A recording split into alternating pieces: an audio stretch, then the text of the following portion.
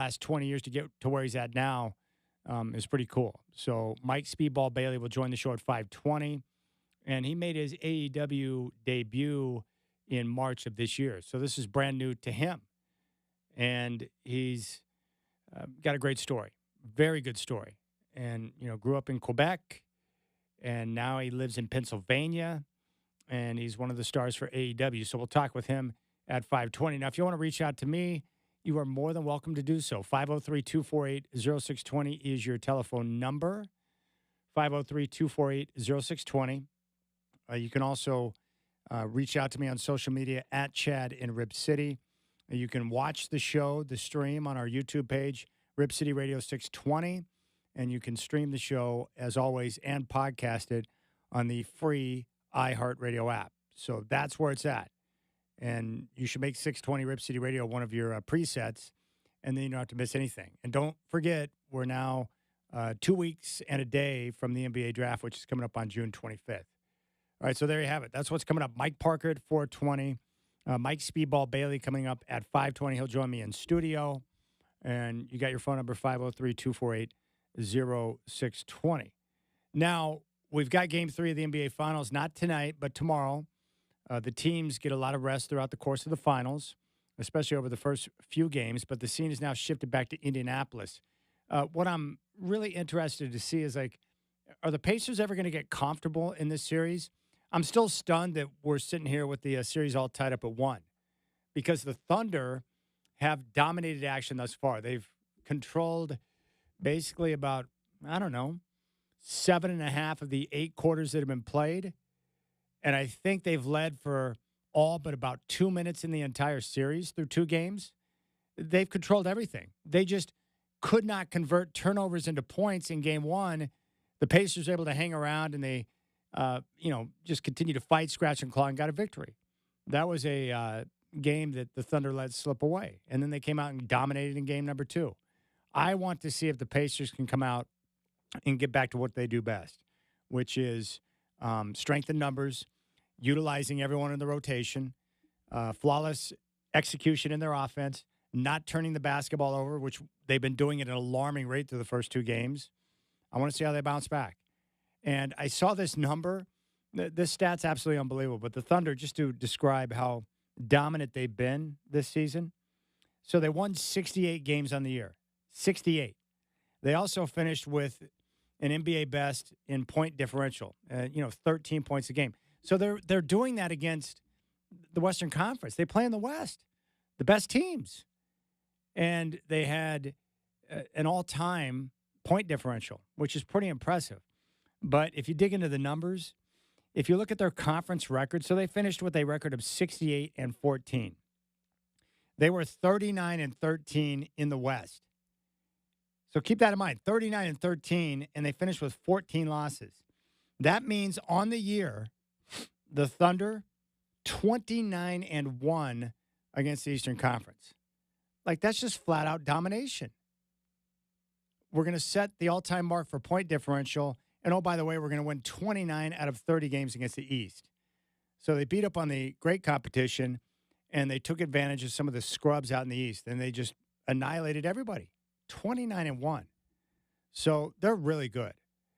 And their defense is stifling. And that's been what's so impressive. But what I like is how they responded to game number 2.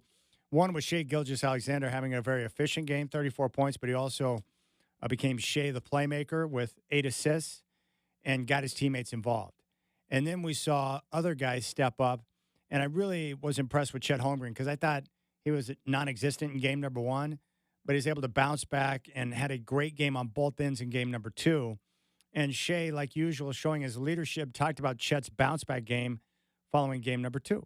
Special thing about Chet is nobody said anything to him. Is that right? Yeah. He's such a competitor, and he gets lost in the competition, and that's when he's the best version of himself now. He's going to go out there and make mistakes just like the rest of us.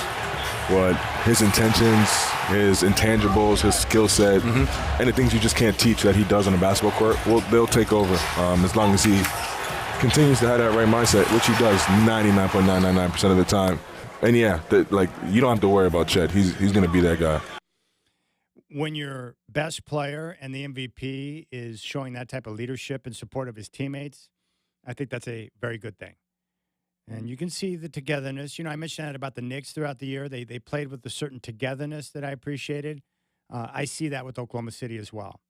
They have a certain togetherness, a youthful energy. They're great on both ends. They're well coached by Mark Dagnall. I just like how they operate. And they were dominant in game number 2. And they dominated most of game number 1. Continue to progress. Now, Rick Carlisle, not happy with a poor first half, which led to a bad game. Another bad first half, obviously, was a big problem. And we just played poorly. A little better in the second half, but you can't be a team that's reactive and expect to be successful or have consistency. So we're going to have to be a lot better on Wednesday. The first thing that jumped out at me about that, I just picked up on this. Rick Carlisle sounds a lot like Terry Stotts. They know each other. They've been around one another, but they sound like the same guy. But they were awful. The Thunder went on that big run in the second quarter of game number 2, and the Pacers just never responded. It was like code blue. We're done. But that's what the pressure does to you. It's not like the Pacers were out there trying to play bad or they're some type of incompetent basketball team. They were just getting curb stomped by a team that's just relentless. Relentless. And it's all – Lou Dort is crazy. Like, they've got guys who are willing defenders. I love willing defenders. Maybe it's because we haven't seen a lot of that over the last, 6 or 7 years. Why do you think we're falling in love with the young guys on the Blazers right now? Because they're willing defenders. And that's what we're seeing from the Thunder. Rick Carlisle also talked about how you shouldn't always look at the stats to discuss impact. There's a lot more to the game than just scoring. Everybody's got to do more. Starts with the best players. Starts with, Tyrese and Pascal and Miles, who will be in here to talk to you guys. And then it goes from there. And so, people shouldn't just look at his points and assists and judge how he played, or judge how any of our guys played just on that. That's not how our team is built. I mean, we're an ecosystem that has to function together. And, stats, we got to score enough points to win the game. But who gets them and how they get them, not important. All right, there's Rick Carlisle. Really like him.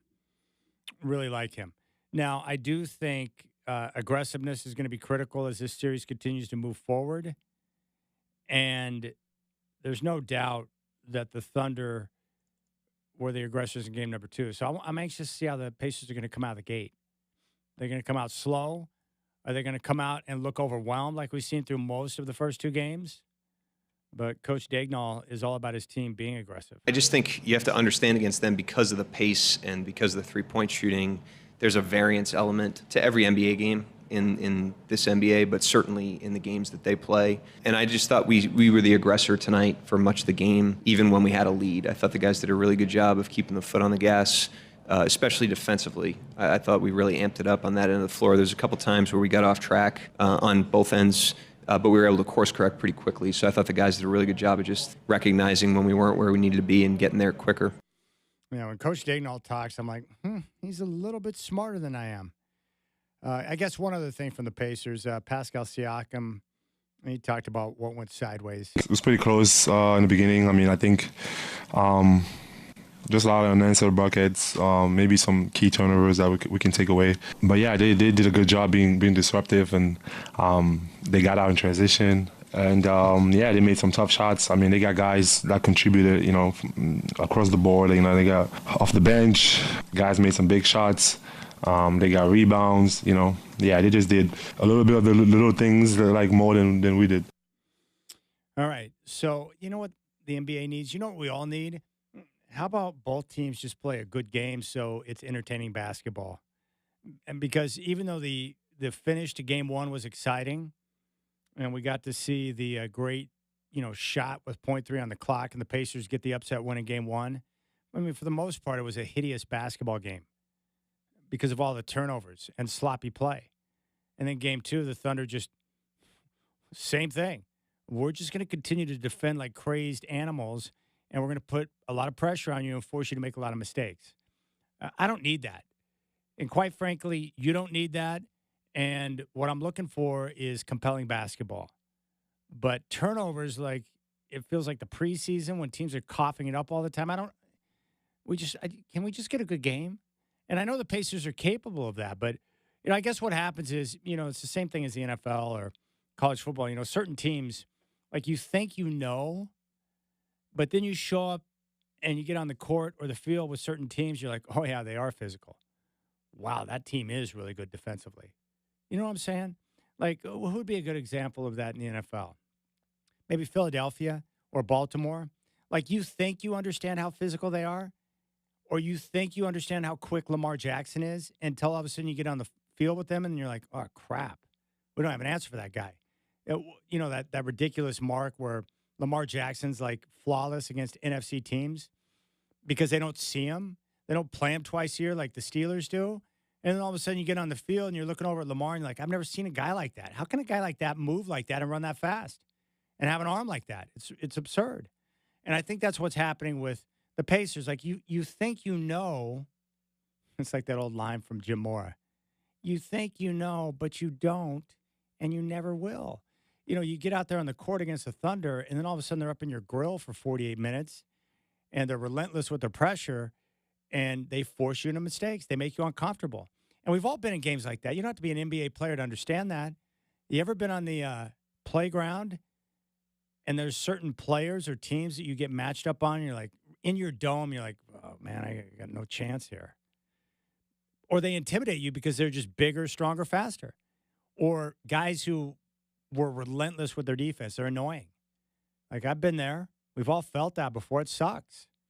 So I feel like the Thunder have just done a good job of making making the Pacers feel them.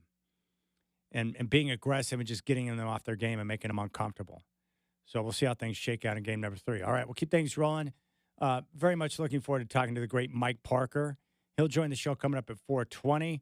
We got 7 4-packs of tickets that we're going to give away today for AEW Wrestling coming up tomorrow night at Moda Center. In fact, I'm going to do that next when we come back. Your chance to go see Speedball Bailey and the rest of the crew at Moda Center tomorrow.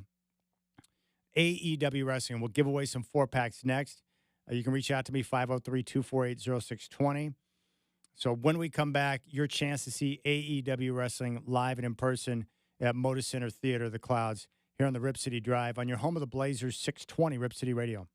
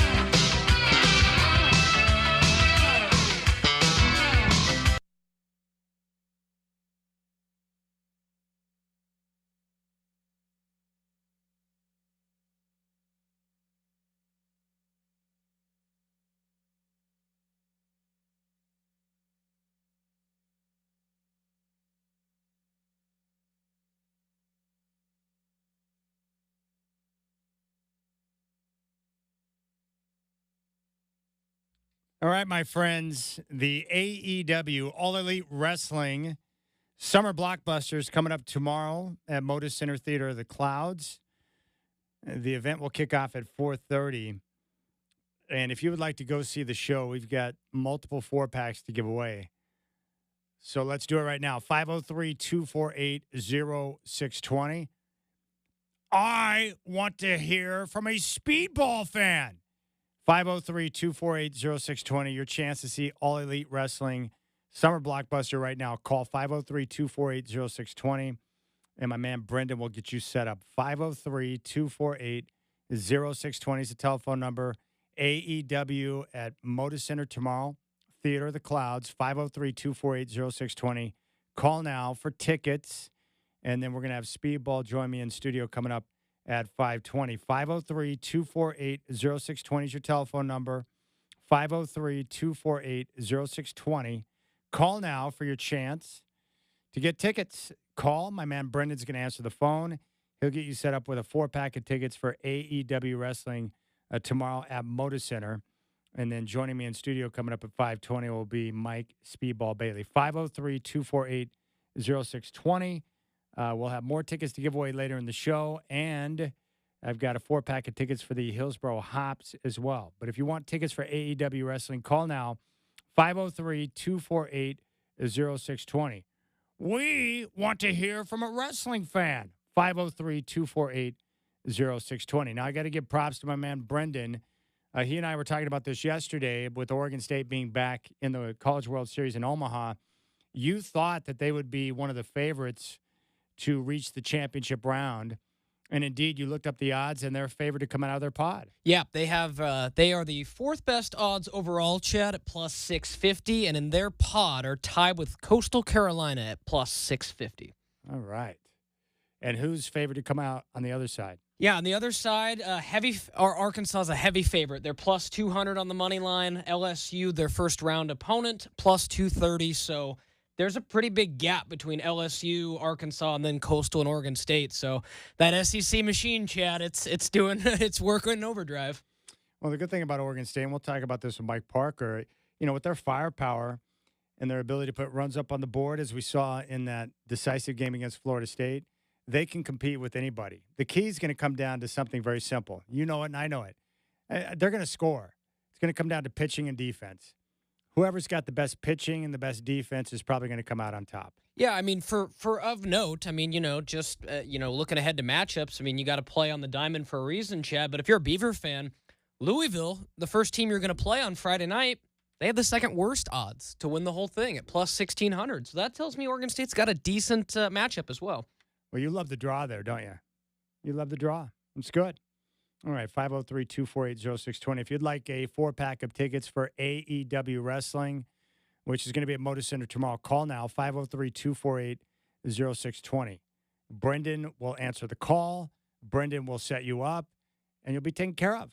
And then we're going to talk with Mike Speedball Bailey coming up at 520. He's going to join me in studio. He's in town from Quebec. I think he lives in Pennsylvania now.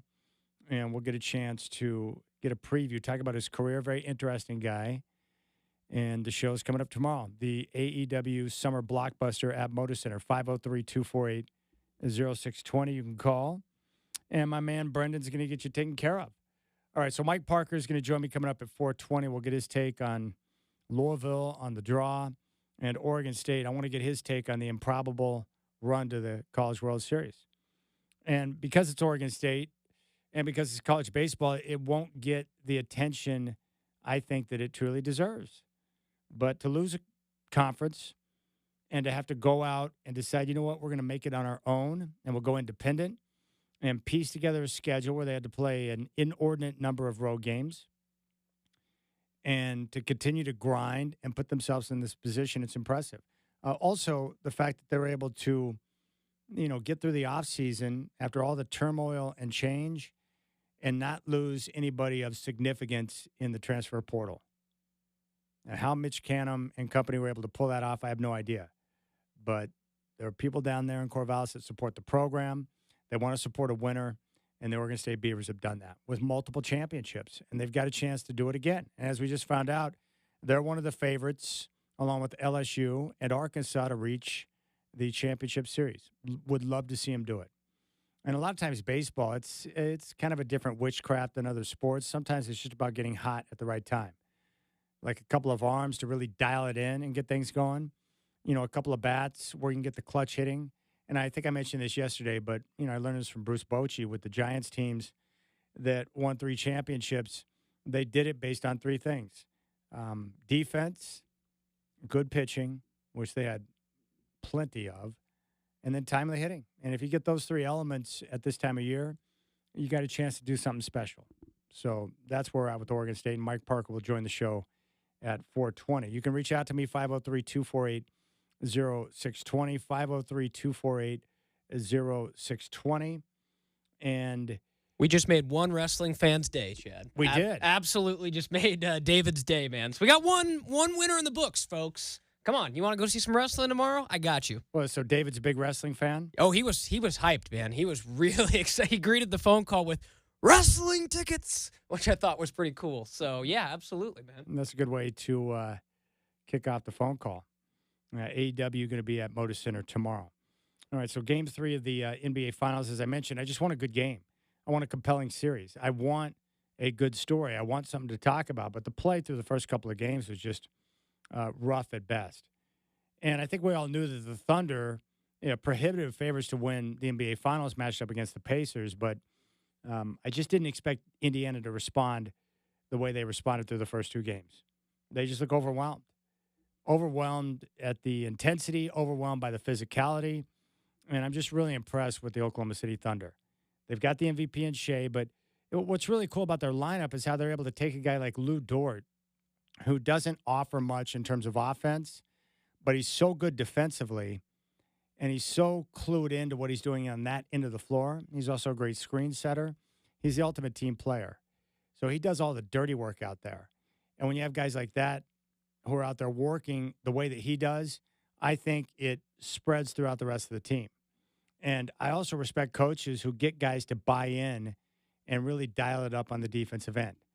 And then you got to credit some of the maneuvers. We know that Sam Presti's a genius because he somehow has managed to collect just about every first-round pick imaginable between now and the end of time.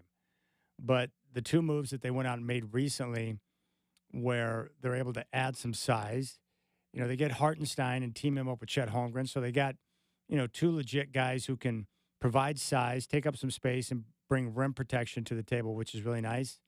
And then you get Alex Caruso, who is like the ultimate, vet, coming off the bench, shot maker, defender, defensive minded, brings toughness, and also smarts to the basketball floor. And I go back to that conversation we had a couple of weeks ago with Brad Bakken at CBS, where he put together an entire piece comparing the Thunder of this year, the 2025 Oklahoma City Thunder, to the Golden State Warriors of 2015, the first of the Warriors' 4 championships. With that team, you had a Lou Dort type in Draymond Green, who was drafted and then came in and started to turn heads in camp. And before you know it, Steve Kerr made the decision to move him into the starting lineup. When the year began, Andre Iguodala was out with a minor injury. So they inserted Draymond into the starting lineup, but it became apparent pretty quickly that Draymond needed to start full time. So Steve Kerr went to Iguodala, explained to him why they needed to start Draymond, and then painted the picture for why him coming off the bench would be good for the team and for himself. And for coaches, especially in the NBA, managing egos, but also explaining what you need to your guys and helping them to see that vision and getting them to buy in and accept their role, very critical. And I would say the Iguodala type on this roster right now is Alex Caruso. Caruso comes off the bench. He brings leadership. He brings defensive toughness and shot making. He can do a little bit of everything. He's a great all-around player. So they've got that type. You also have a first-time MVP in Shai Gilgeous-Alexander. And that 2015 team was, Steph Curry, first-time MVP. Different types of players, but you've got the star power there, and everything kind of revolves around what he can do on offense. And then, like both teams, incredible depth. Shai doesn't have to take the floor feeling like he has to do everything on his own. because he's got guys around him who can get the job done. The Warriors team had Andrew Bogut, who was great in the pick and roll defense, good rim protector. And as I mentioned, with Hartenstein and Chet Holmgren, the Thunder have good size. And I guess at that time it was pretty much Klay Thompson, kind of the number 2 guy, and Jalen Williams is that guy to Shea, where he can score. He's a big-time shot maker, not as good as Shea, but you can lean on him at times. So I like that comparison there. So I just want to see the Pacers play better basketball. Protect the basketball better, continue to run at the tempo they run, but, do a better job of spacing, do a better job of communicating, and being better prepared to deal with the pressure you're going to face. But, I think we're seeing now the difficulty in the NBA playoffs when you're going up against a great defensive team. Because these teams, and I'm going to continue to hammer this point home because the conversation comes up every postseason. The reason why it's different and the reason why these teams look different is because of the time that is spent by the coaching staff, the entire staff, of developing and putting together a game plan. They don't do that during the regular season. There's just not enough time with all the travel and flying to different cities night after night after night to play games. You get a simple scouting report, and you got some basic concepts you're trying to, focus on, but it's not in depth like we see in the postseason. These coaching staffs put together, comprehensive game plans focused on exploiting the weaknesses on every aspect of their opponent. So when they take the floor, they can attack them. And if there's a weakness, they'll just continue to attack until you prove you can stop it. And if you can't stop it, they'll just continue to attack it. That's what we saw the Pacers do to the Knicks. If you're going to put Jalen Brunson and Karl Anthony Towns out there, we're just going to continue to attack those 2 guys, and we're going to keep Anunoby and Bridges in constant rotation. They can't cover everything, and we know those 2 guys can't defend, so that's our access into your defense. And they just continue to attack them.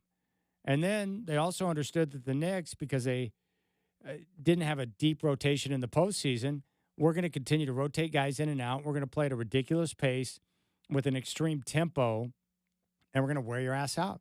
And they did that. And they just continued to be opportunistic where they would just get out and run. Anytime the Knicks would make a mistake, they would turn it over. The Pacers were down the floor. Even after made baskets, the Pacers were looking to attack with the run. The problem is they just don't – they're not finding those easy access points like they did against the Knicks. I'm also anxious to see who the Knicks are going to hire as their next head coach. Could it be Jason Kidd? It sounds like there's some flirting going on between Jason Kidd and the Knicks. I wish we had the real story on that, right? Like, what does Jason Kidd really think about the Luka trade? Did it upset him? He may have been in the dark to a certain degree. Did that upset him? Does he want to get back to New York? Why someone would want to work for James Dolan, I'm not sure. I'm sure being on the stage in New York would be great. You probably make a bigger paycheck. But, dude, that team's run by James Dolan, buffoon. I don't know. But then again, this new group that took over in Dallas, they appear to be somewhat clueless as well. The Adelson group. So I don't know. We'll see how things shake out. But that's what we're looking at tomorrow for the NBA Finals. Game 3 from Indianapolis. And I think for the Pacers, if they're going to win the series and upset the Thunder, and it would be a major upset, I think they have to win both games 3 and 4 at home. They've got to turn the tables and get 2 wins at home so that they can set up the all-important Game 6 in Indianapolis to win the series. I don't think the Pacers can win another game in Oklahoma City. So what I'm trying to say is that if they're going to get this done, it's going to have to be done on their home floor. Because the Thunder, especially in their own building, they just too much energy, too much athleticism, and they just run at a different octane. I just think the Pacers have got to find a way to get things done. But it's going to come down to what Rick Carlisle talked about before the series. They've got to protect the basketball, which they have not done, and they've got to make shots. And they haven't really done a good job of that. But yet here they are, evened up at 1. Maybe going back home is going to help them. A lot of times the role players not as comfortable on the road as they are at home. Maybe they can get some of these other guys to step up and get more comfortable and make shots. And if they can get multiple guys to be contributors, it'll make it a little more difficult for the Thunder to defend. But even Bakken talked about that. The problem is when you face the Thunder, there's no weakness on the floor. I mean, you're trying to find a way. We talk about the game planning and the amount of work that goes into it. You can scour the roster and look at the different lineups and the combinations that Coach Dagnall puts out there. There's no weakness where you can say we're going to exploit that. And that's because at any time they got 5 guys on the floor who can all defend. You just don't see that very often. They're tough. All right, we'll keep things rolling. Mike Parker's coming up at 4:20. Telephone number is 503-248-0620. We got a 4-pack of tickets for the Hops to give away at 5. And we got more tickets, 4-packs to give away for AEW Wrestling coming up tomorrow at Moda Center. And Speedball Bailey's going to join me in studio at 5:20.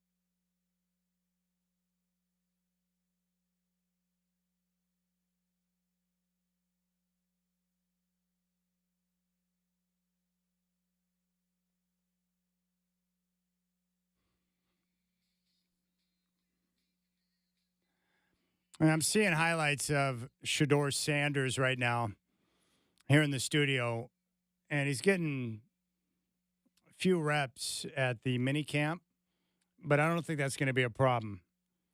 I mean, it's pretty simple right now. They've got, what, 4 quarterbacks in their QB room right now. So you got Joe Flacco, who is aging. You've got Shador Sanders, and you've got Kenny Pickett, and you've got the lefty from Oregon. So you've got 4 quarterbacks. My guess is Shador Sanders is most certainly going to start games this year at some point. That would be my guess, because I'm looking at the quarterback room, and you got to remember how this went down in the draft, right? I think the owner is the one who made the call on Shador Sanders. I think Jimmy Haslam wants a star quarterback. Just look at some of the recent maneuvers he's made in the draft and via trade free agency to go out and find a quarterback. He's desperately looking for a quarterback. And so he told his powers to be that, hey, draft Shador. And they got him in the 5th round.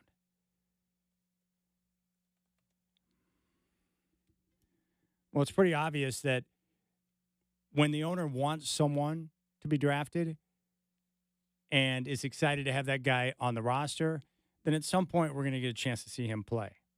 So let's kind of play this out on how this is going to work out through camp and the preseason, right? Let's think about this for just a moment. So you've got Kenny Pickett and you've got Joe Flacco. My guess is that you're going to go through camp and those 2 guys are going to battle to be the initial day 1 starter. Now, I'm going to work off the assumption that Joe Flacco is going to win the job because Kenny Pickett sucks. No disrespect to Kenny Pickett or any of his family members, but he's not good. He's not a starting quarterback in the NFL.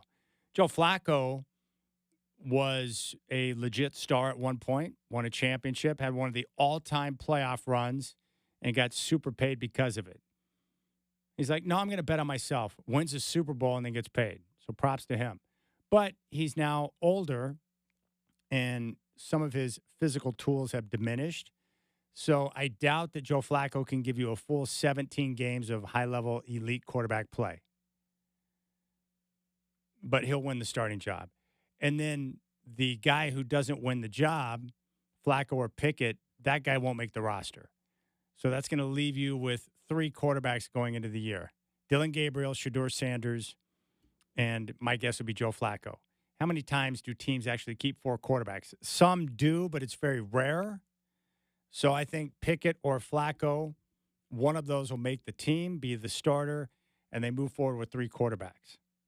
And then I'm just working off of what I've seen, right? Like Dylan Gabriel, no one loves Dylan Gabriel as much as I do.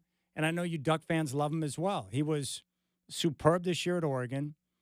I was fortunate enough to have him at Oklahoma for 2 years. And he's like the ultimate guy, the ultimate team guy. Super smart, great worker, great leader. Teammates loved him. And he's just an overachiever. He's accurate with the football, smart, and was a winner in college at all 3 schools. Win, win, win. That's just what he did. But the problem is his physical attributes don't translate well to the NFL because he's undersized, like super short. And he doesn't have incredible athleticism like Kyler Murray, and he doesn't have an overpowering arm.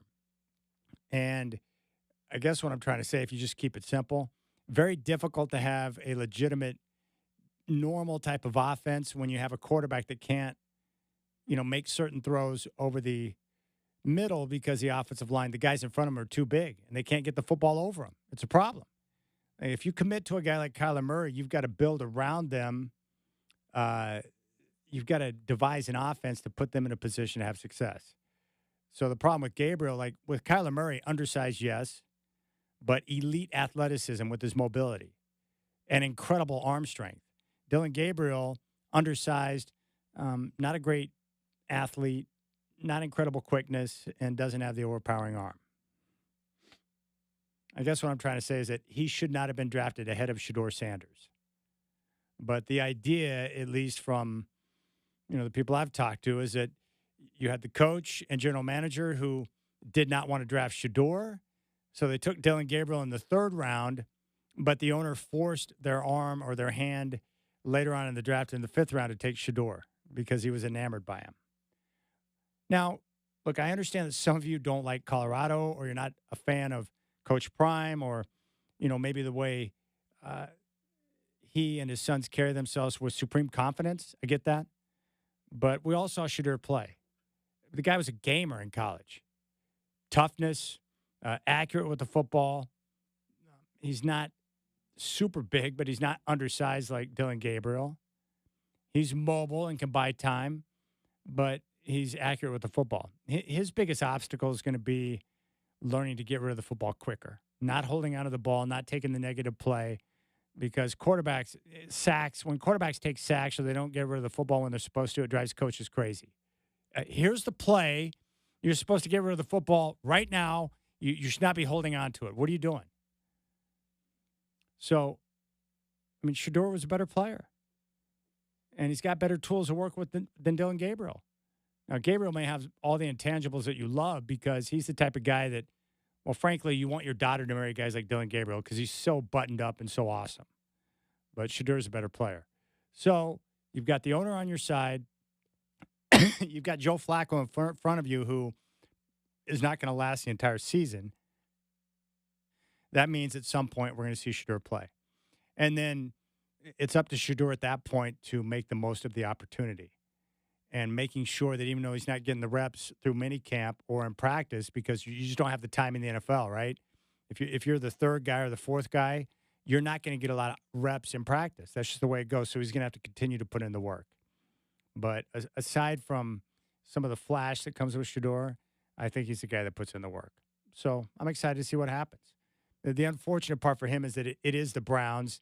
They are run by the Haslam family, and they are a disaster. And Cleveland, was it Chris Bosh? Someone had a great line. It was Chris Bosh. I think he said he wouldn't even want to fly. He didn't even like flying over Cleveland. Cleveland sucks. And the Browns, ever since they were brought back, have been a disaster. The Haslam family they're kind of dum-dums. And just look at their decision-making. But it's a great place. It ended up working out pretty well for Shador because he landed in a spot where he's almost guaranteed to get an opportunity to play and get some reps this year. All right, we'll keep things rolling. We got more AEW tickets to give away. We'll do that next. Mike Parker going to join me at 4:20 to talk World Series.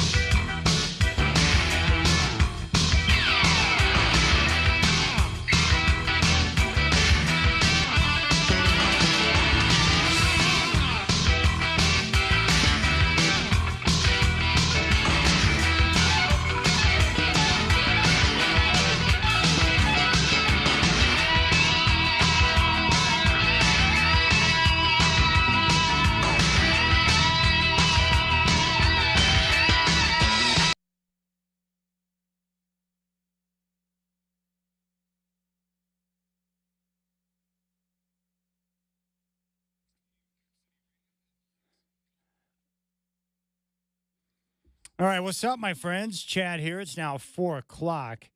How about your Oregon State Beavers? They're going to kick off action in the College World Series Friday from Omaha against Louisville.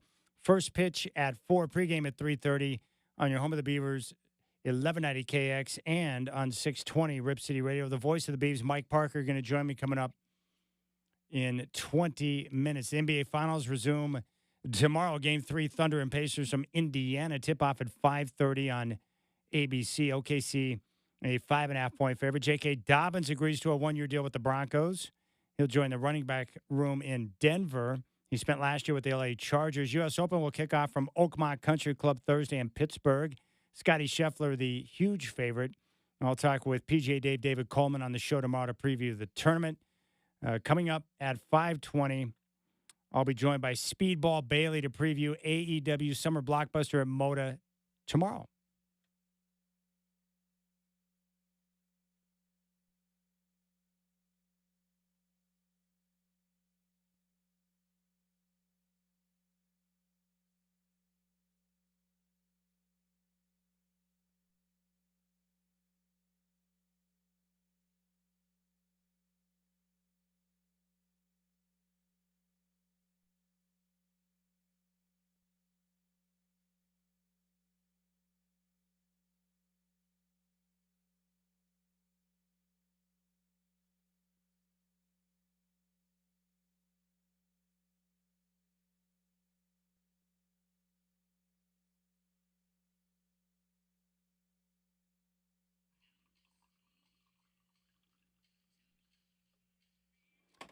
If you haven't seen the episode of Live from Daryl's House with Kenny Loggins,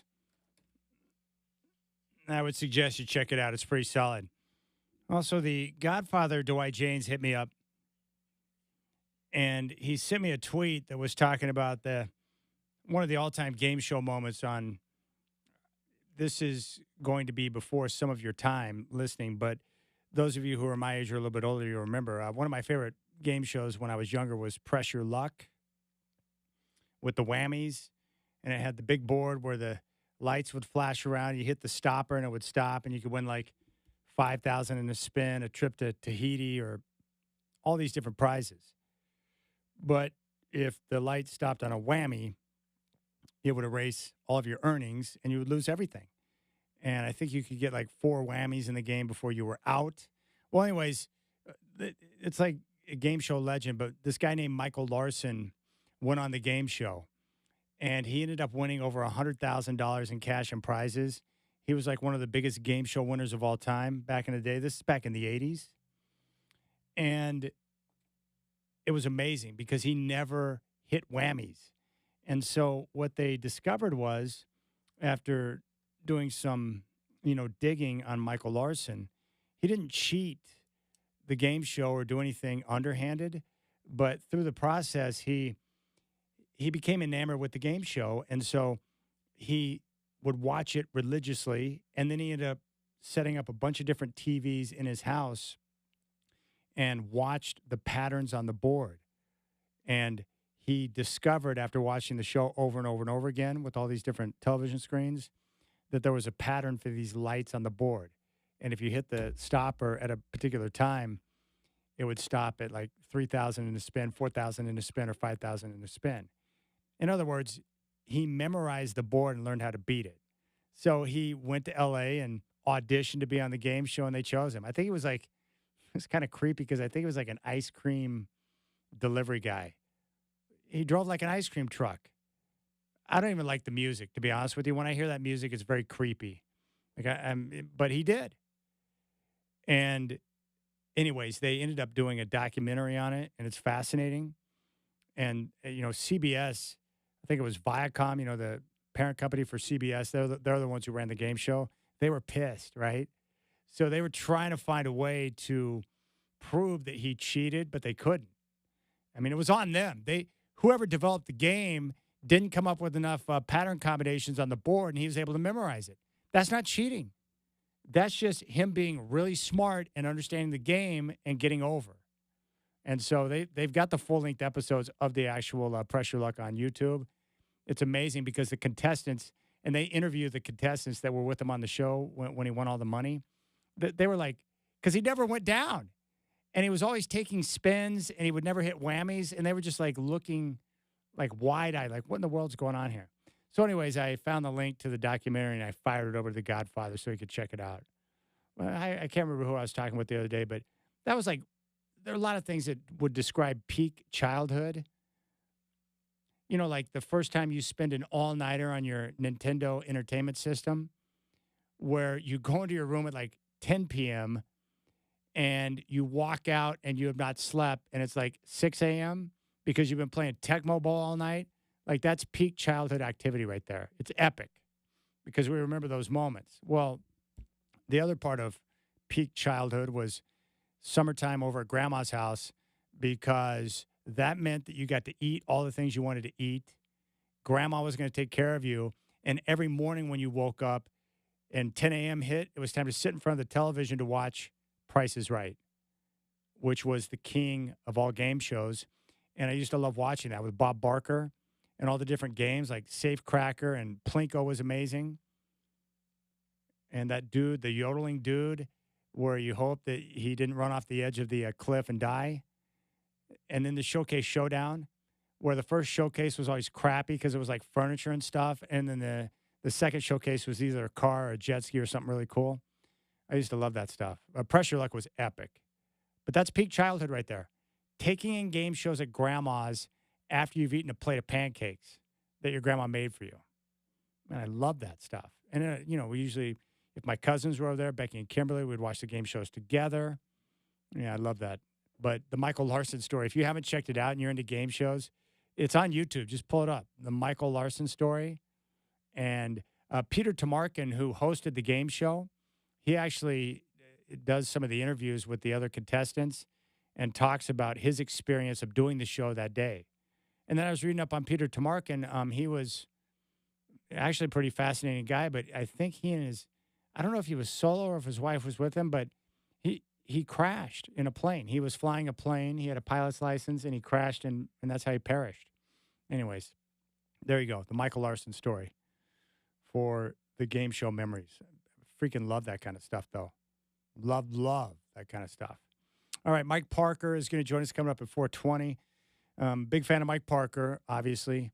The great voice of the Oregon State Beavers. We'll get his take on the comeback in Game 1 against Florida State, what he thinks about their opportunity getting back to Omaha. But the biggest thing I want to ask him about is, just from his eyes, from his seat, how were they able to pull this off? I talked about it with Brendan. Brendan made some good points that, that they have some key boosters within the program who they really make it a point to support the baseball program. A lot of people like to support a winner, and the Oregon State baseball program has been terrific. And so they've been able to, find the people to support it. They've been able to avoid attrition in the process, and here they are. And then just all of the hard work that they put in to put together a schedule, go independent. They got booted out of the conference. They don't have a conference. And they played an inordinate number of road games. Pretty special story. So we'll get Mike Parker's take on that. And then Speedball Bailey going to be in studio coming up at 5:20. So telephone number 503-248-0620. But right now, I want to give you another chance to get tickets for AEW Wrestling Summer Blockbuster tomorrow at Moda Center. It starts at 4:30. And it will go on throughout the evening. But if you'd like tickets, we have 4 packs to give away right now. All you have to do is simply call 503-248-0620 right now, 503-248-0620. And if you call now, Brenda will set you up with a 4-pack of tickets for AEW All Elite Wrestling at Moda Center tomorrow. So call 503-248-0620. Call now. Wrestling fans, call now, 503-248-0620. Portland, Salmon Creek, 503-248-0620. If you want to go see All Elite Wrestling, AEW Wrestling tomorrow at Moda Center, call now, 503-248-0620, 503-248-0620. You call now, you'll get a 4-pack of tickets. You can check out the show, and we're going to talk with Speedball Bailey coming up at 5:20 here on the Rip City Drive. 503-248-0620. Call now, and my man Brendan will get your information, and we'll get you tickets to the show tomorrow at Moda Center Theater of the Clouds. I would say pound for pound, I've been doing this for a while now, but wrestlers are some of the best interviews that you could ever hope for. They're pretty open. A lot of them have great personalities. A lot of them have a very interesting story, but I put wrestlers right up there. Baseball guys, especially covering guys at games. The baseball clubhouse on the major league level is pretty laid back. Baseball guys are a little bit different. A lot of them come from smaller towns, but they're pretty laid back in the clubhouse. It's a long season, but they usually talk pretty candidly. The NBA's become different over the years where it's more guarded. So it's not like it used to be. But I would say wrestlers, baseball players, some of the best interviews. And then after that, you wouldn't think about it, but racers. Any of the Formula One and NASCAR guys that I've talked to, great. They're great. And, a lot of these guys have a unique understanding of how important it is to be able to, to communicate and, grow their fan base. And I think that's, if you go into wrestling, you kind of understand that, right? You kind of get that idea. You understand how important it is to talk to the people and to communicate and grow your following. And they do that for sure. 503-248-0620. All right, so NBA Finals Game 3 tomorrow. The Beavers will play Friday at 4. First pitch at 4 is going to be against Louisville. And we reported this earlier. Brendan looked it up. But the Beavers, one of the favorites to reach the championship round. So it looks like your top 3 teams in the College World Series, your top 2 teams are Arkansas and LSU. So 2 SEC squads. And then after that would be Oregon State and Coastal Carolina. Those are your top 4 in terms of, odds-on favorite to win, according to Vegas. Oregon State, Coastal Carolina, LSU, and Arkansas. I mean, I want drama, and I love good storylines. I wouldn't mind seeing Oregon State and Arkansas face off again for the championship. And we know about Oregon State's remarkable win over the Razorbacks when they met a few years ago in Omaha. So we'll see how things shake out. But I think that's pretty cool. I think for sports fans, or at least fans, that went to a certain college, I guess it depends on, the area in which you live in. But I think it's hard for some fans to admit that, hey, we're a baseball school. But I don't think there's any shame in that. What the Beavers are doing with their baseball program being tucked away in the Northwest is pretty impressive, especially when you consider that the majority of, dominant baseball programs are in a different part of the country. But what Pat Casey was able to build and the foundation he laid was pretty impressive. And as Brendan pointed out, a number of the stars that they've had over the years are, players that were born and raised here in Oregon. But Pat Casey did it, and now Mitch Canham is, continuing that tradition. And a big win for him, too, to kind of establish himself as a coach. Not easy to follow in the footsteps of a legend, which Pat Casey certainly was, but Mitch Canham came in and, just slowly went to work and started to lay a foundation. Very difficult, when you take over for a legend, because you have to establish yourself. You want to continue the same type of quality work that your predecessor did, but you need to differentiate yourself because you don't want to run the same program that somebody else did, a legend. You've got to run the program with your own personality and put your own touch on it so that you can be real. And I think that's important, and Mitch Canham's been able to do that. So we'll see how things, progress as they continue on. But that's interesting to me. All right, telephone number is 503-248-0620. Mike Parker is going to join me coming up next. We'll get his take on the College World Series. And then we'll talk with Speedball Bailey coming up at 5:20. And then we have a 4-pack of tickets for the Hops coming up at 5. 503-248-0620. When we come back on the Rip City Drive, Mike Parker, the great voice of the Beavs, is going to join us. And we'll get his take as he prepares to head to Omaha. 503-248-0620 is your telephone number. Mike Parker's up next.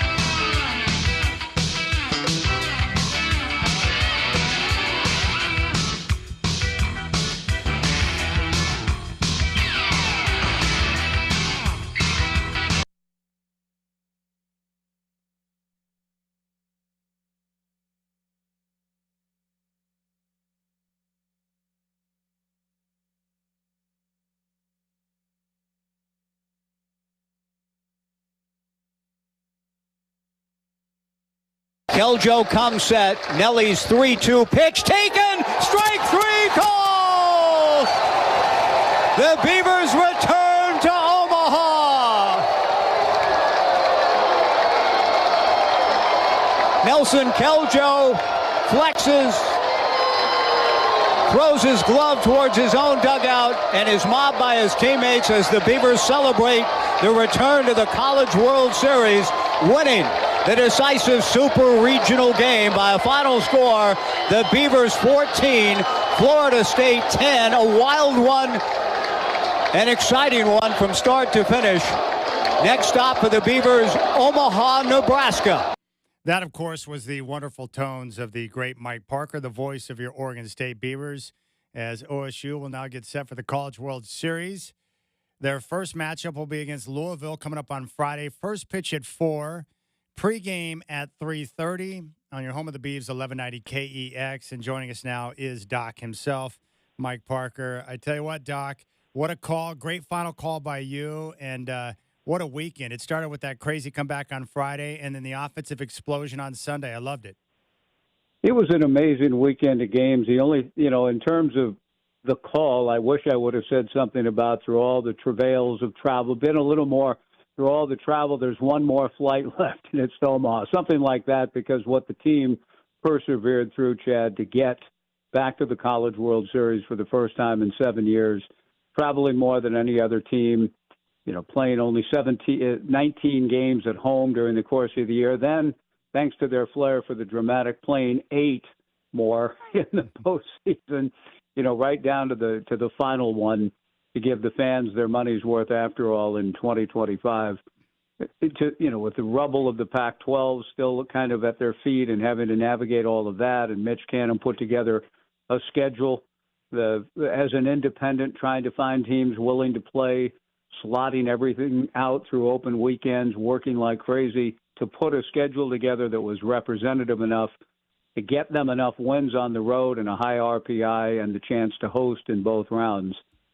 All of that I wish I could have worked into a final call. But now there'll be time to unpack that in Omaha here for a little while anyway, and I'm looking forward to it. We're talking with Mike Parker here on the Rip City Drive. How did they get it done? Because you just mentioned all of it, where they get left behind, they don't have a conference, they decide to go independent, they piece together a schedule, they play an inordinate number of road games, and yet they go out and find a way to get it done. They host a regional, they host a super regional, now they're back at Omaha with Mitch Canham, who gets his first trip. But seriously, what's the secret sauce? How did they pull it off? I think part of it, Chad, is, I just heard Michael McDonald coming back in, something about what a fool believes he receives. Doesn't he sing something along those lines? There could be a positive sort of flip that around. What a man believes he receives, or something along the lines of the vision. I love that song. I've never totally understood it, but, because I feel like sometimes you visualize things, and Mitch, and he's been visualizing and talking to his guys back in the fall when they convened for fall ball, that they were going to be an Omaha-bound team. And as he said, not only go to Omaha, but come back with something special again, like 3 other teams have done. He believes that's possible. And so what a wise soul believes maybe he'll receive. And Mitch and the guys have just, they never relented from that day one belief coming together in the fall through getting ready to go down to Surprise and open the season and just be away and away and away and more trips. And I was involved with many of them, not all of them, but most of them. And I could see, I know guys are younger than this 66-year-old soul going on 67 in August. So it was a little bit harder on me than I'm sure their young constitutions, but I could see how the schedule exacted a toll, and guys at times were dragging to go from one road trip to another, unpack, pack for another, go again. It was that way all year, but they never, even through the rough 4-game stretch that they had at the hands of their rival, and I had fear, kind of a gnawing, thinking, oh my gosh, is that 4 games going to cost the Beavers a chance to host? And I thought it might actually, Chad. When I woke up Memorial Day morning for the selection show, I wasn't quite sure what I was going to see up on that screen. But when I saw 8, national seed 8, Oregon State, I felt like everything Mitch had done, everything the guys had been through, was going to pay off. All those away games and all the road trips, the road wins, earned them, even with that rough 4-game stretch, an opportunity to be at home in both rounds of the postseason. And that's been a great path for them in the past to Omaha, and it was again this year. And I'm not sure there's ever been a more deserving team, in a sense, than this group through all of the things that Pat Casey did. This season was one unlike any other. Well, Mike, as you know, taking over for a legend like Pat Casey is not easy. I've had a chance to spend some time around Mitch, and I like his genuine nature. He's kind of put his own stamp on the program itself. But how big was that win for him to kind of validate the work that he's been doing so far? It was among the many, anytime there's a post-game celebration of victory in anybody's major league team, collegiate team celebrating a championship, the images are beautiful. That's partly, as the late, great Bill Walton used to say, look at all the happy people, go a little CCR, but look at all the happy people dancing on the court or on the field or whatever else. And to see all of the happiness, and Mitch has spoken to that too, how these guys, these players this year have brought joy to our community and to a Beaver Nation that's been kind of dragged through a lot of things. This was a great reward for the players, a great reward for Beaver Nation and the community to be at home and get to see them pull off some amazing wins in this postseason to get to Omaha again. But among those images and those special, poignant moments, to see the man himself, Pat Casey, and Mitch Canham, there's a lot of the images, I think, on social media that have been posted of the two looking at each other eye to eye, kind of in an embrace, and then a big hug. And it felt like, you asked how big the moment was for Mitch. It's almost as though, not as though Mitch has needed validation. He's done a great job as the head coach of the program. But with Pat in the stands and coming out of the field after the game, he's not a hovering presence by any means around the program that he built. He's not. But he was there for this one. Jacoby Ellsbury, Darwin Barney, other Beaver legends were there. They were all celebrating with Mitch on the field. Mitch, of course, former teammates of those guys. But to see Pat and Mitch kind of hugging it out in front of the Beaver dugout Sunday night, I thought was kind of a symbolic moment in that this is now Mitch on his own. It's not just 2 or 3 years removed from Pat Casey's last team. It's 7 years removed. And Mitch has built a team and a program back up with his stamp, as you say, and he's going to Omaha, and it almost looked like with Pat's blessings, like, okay, kid, you did it. Now go have some fun back there. We're talking to Mike Parker, voice of the Oregon State Beavers. OSU will take on Louisville Friday. First pitch at 4, pregame at 3:30 on your home of the Beavs, 1190 KEX. I'm curious what was going through your mind as you entered the bottom of the ninth on Friday against Florida State. How improbable was that comeback, and where does that rank on the all-time great ones that you've seen? It's way up there, Chad, and all I could do, I did a couple of things. One was invoke the miracle at Coogan's Bluff. Now, that's a phrase that I've, since I fell in love with baseball at the age of 7, way back, a long time ago. It's one of the first things that anybody who follows baseball, you hear the call by Russ Hodges, the Giants win the pennant, and that miracle at Coogan's Bluff at the Polo Grounds, October 3rd, 1951. So I decided to go there. I don't have a bluff. I don't have, we're in the valley. I wasn't calling for a miracle in the Willamette Valley or anything like that. But I said, Jimmy Wilson, the score when the Giants came back in the bottom of the ninth in 51 was 4-1, and they came back to win. So I'm going with that. I like that as a storyline here as we go to the bottom of the ninth. But deep in my heart, to be honest with you, how much the Beavers had scuffled that day against great Florida State pitching, I wasn't quite sure we'd have a moment like that, and it wasn't for a pennant, so I wasn't going to be able to channel the Russ Hodges call. But it also brought back a little bit of the Arkansas comeback in Game 2 in the championship series. And when Wilson Weber got a hit and went to second on a misplay to open the inning, it felt like, okay. But now the next two batters make out, strike out, ground out. They're an out away and a strike away from losing. They bring up a guy who's rarely played in Bryce Hubbard, a backup catcher, 5 for 19 on the season. And he draws a walk. And, okay, that's a good ball. That's a good walk. We're still in this thing. And then Dallas Macias gets a base hit, bases loaded, still down 4-1, 2 outs. Wild pitch, 4-2, intentional walk, and Jacob Craig with the at-bat of his life to drive in 2 on a 2-strike pitch to tie the game. And it was, when you say where is that, it's way up there. I don't think I was saying after the game on the post-game show and then in the ensuing day that it may have been the most stirring comeback I've seen in Corvallis, topped only by what happened in Arkansas, against Arkansas in Omaha. But that was only a 1-run deficit. Yeah. The Beavers trailed by 3 going here and were a strike away, still down 3, and won the game. Pretty impressive. You know, I learned from Bruce Bochy when I was down in the Bay Area, Mike, that his 3 keys for winning baseball games, and especially in the postseason, was, good pitching, timely hitting, and good defense. And, I feel like the Beavers of late have had that, good pitching, timely hitting, and good defense. And when you have those 3 things, you have a chance to do a lot of good things in the postseason. No doubt. And you're right. And they won games in different ways, but to get through that Corvallis regional after losing to St. Mary's, striking out 16 times in the game, and losing 6-4. I mean, it didn't look like a team that was Omaha bound after that night. I didn't want to see another curveball after that night, to be honest. No, with you. or changeup, Yes. Curveball, changeup, please, never. Just throw us fastballs and give us a chance. Yes. That's kind of how it felt. But the team facing now having to win 4 straight, they were doing so at home, and that's where I felt like, okay, I think this team can do it. It's going to be a long.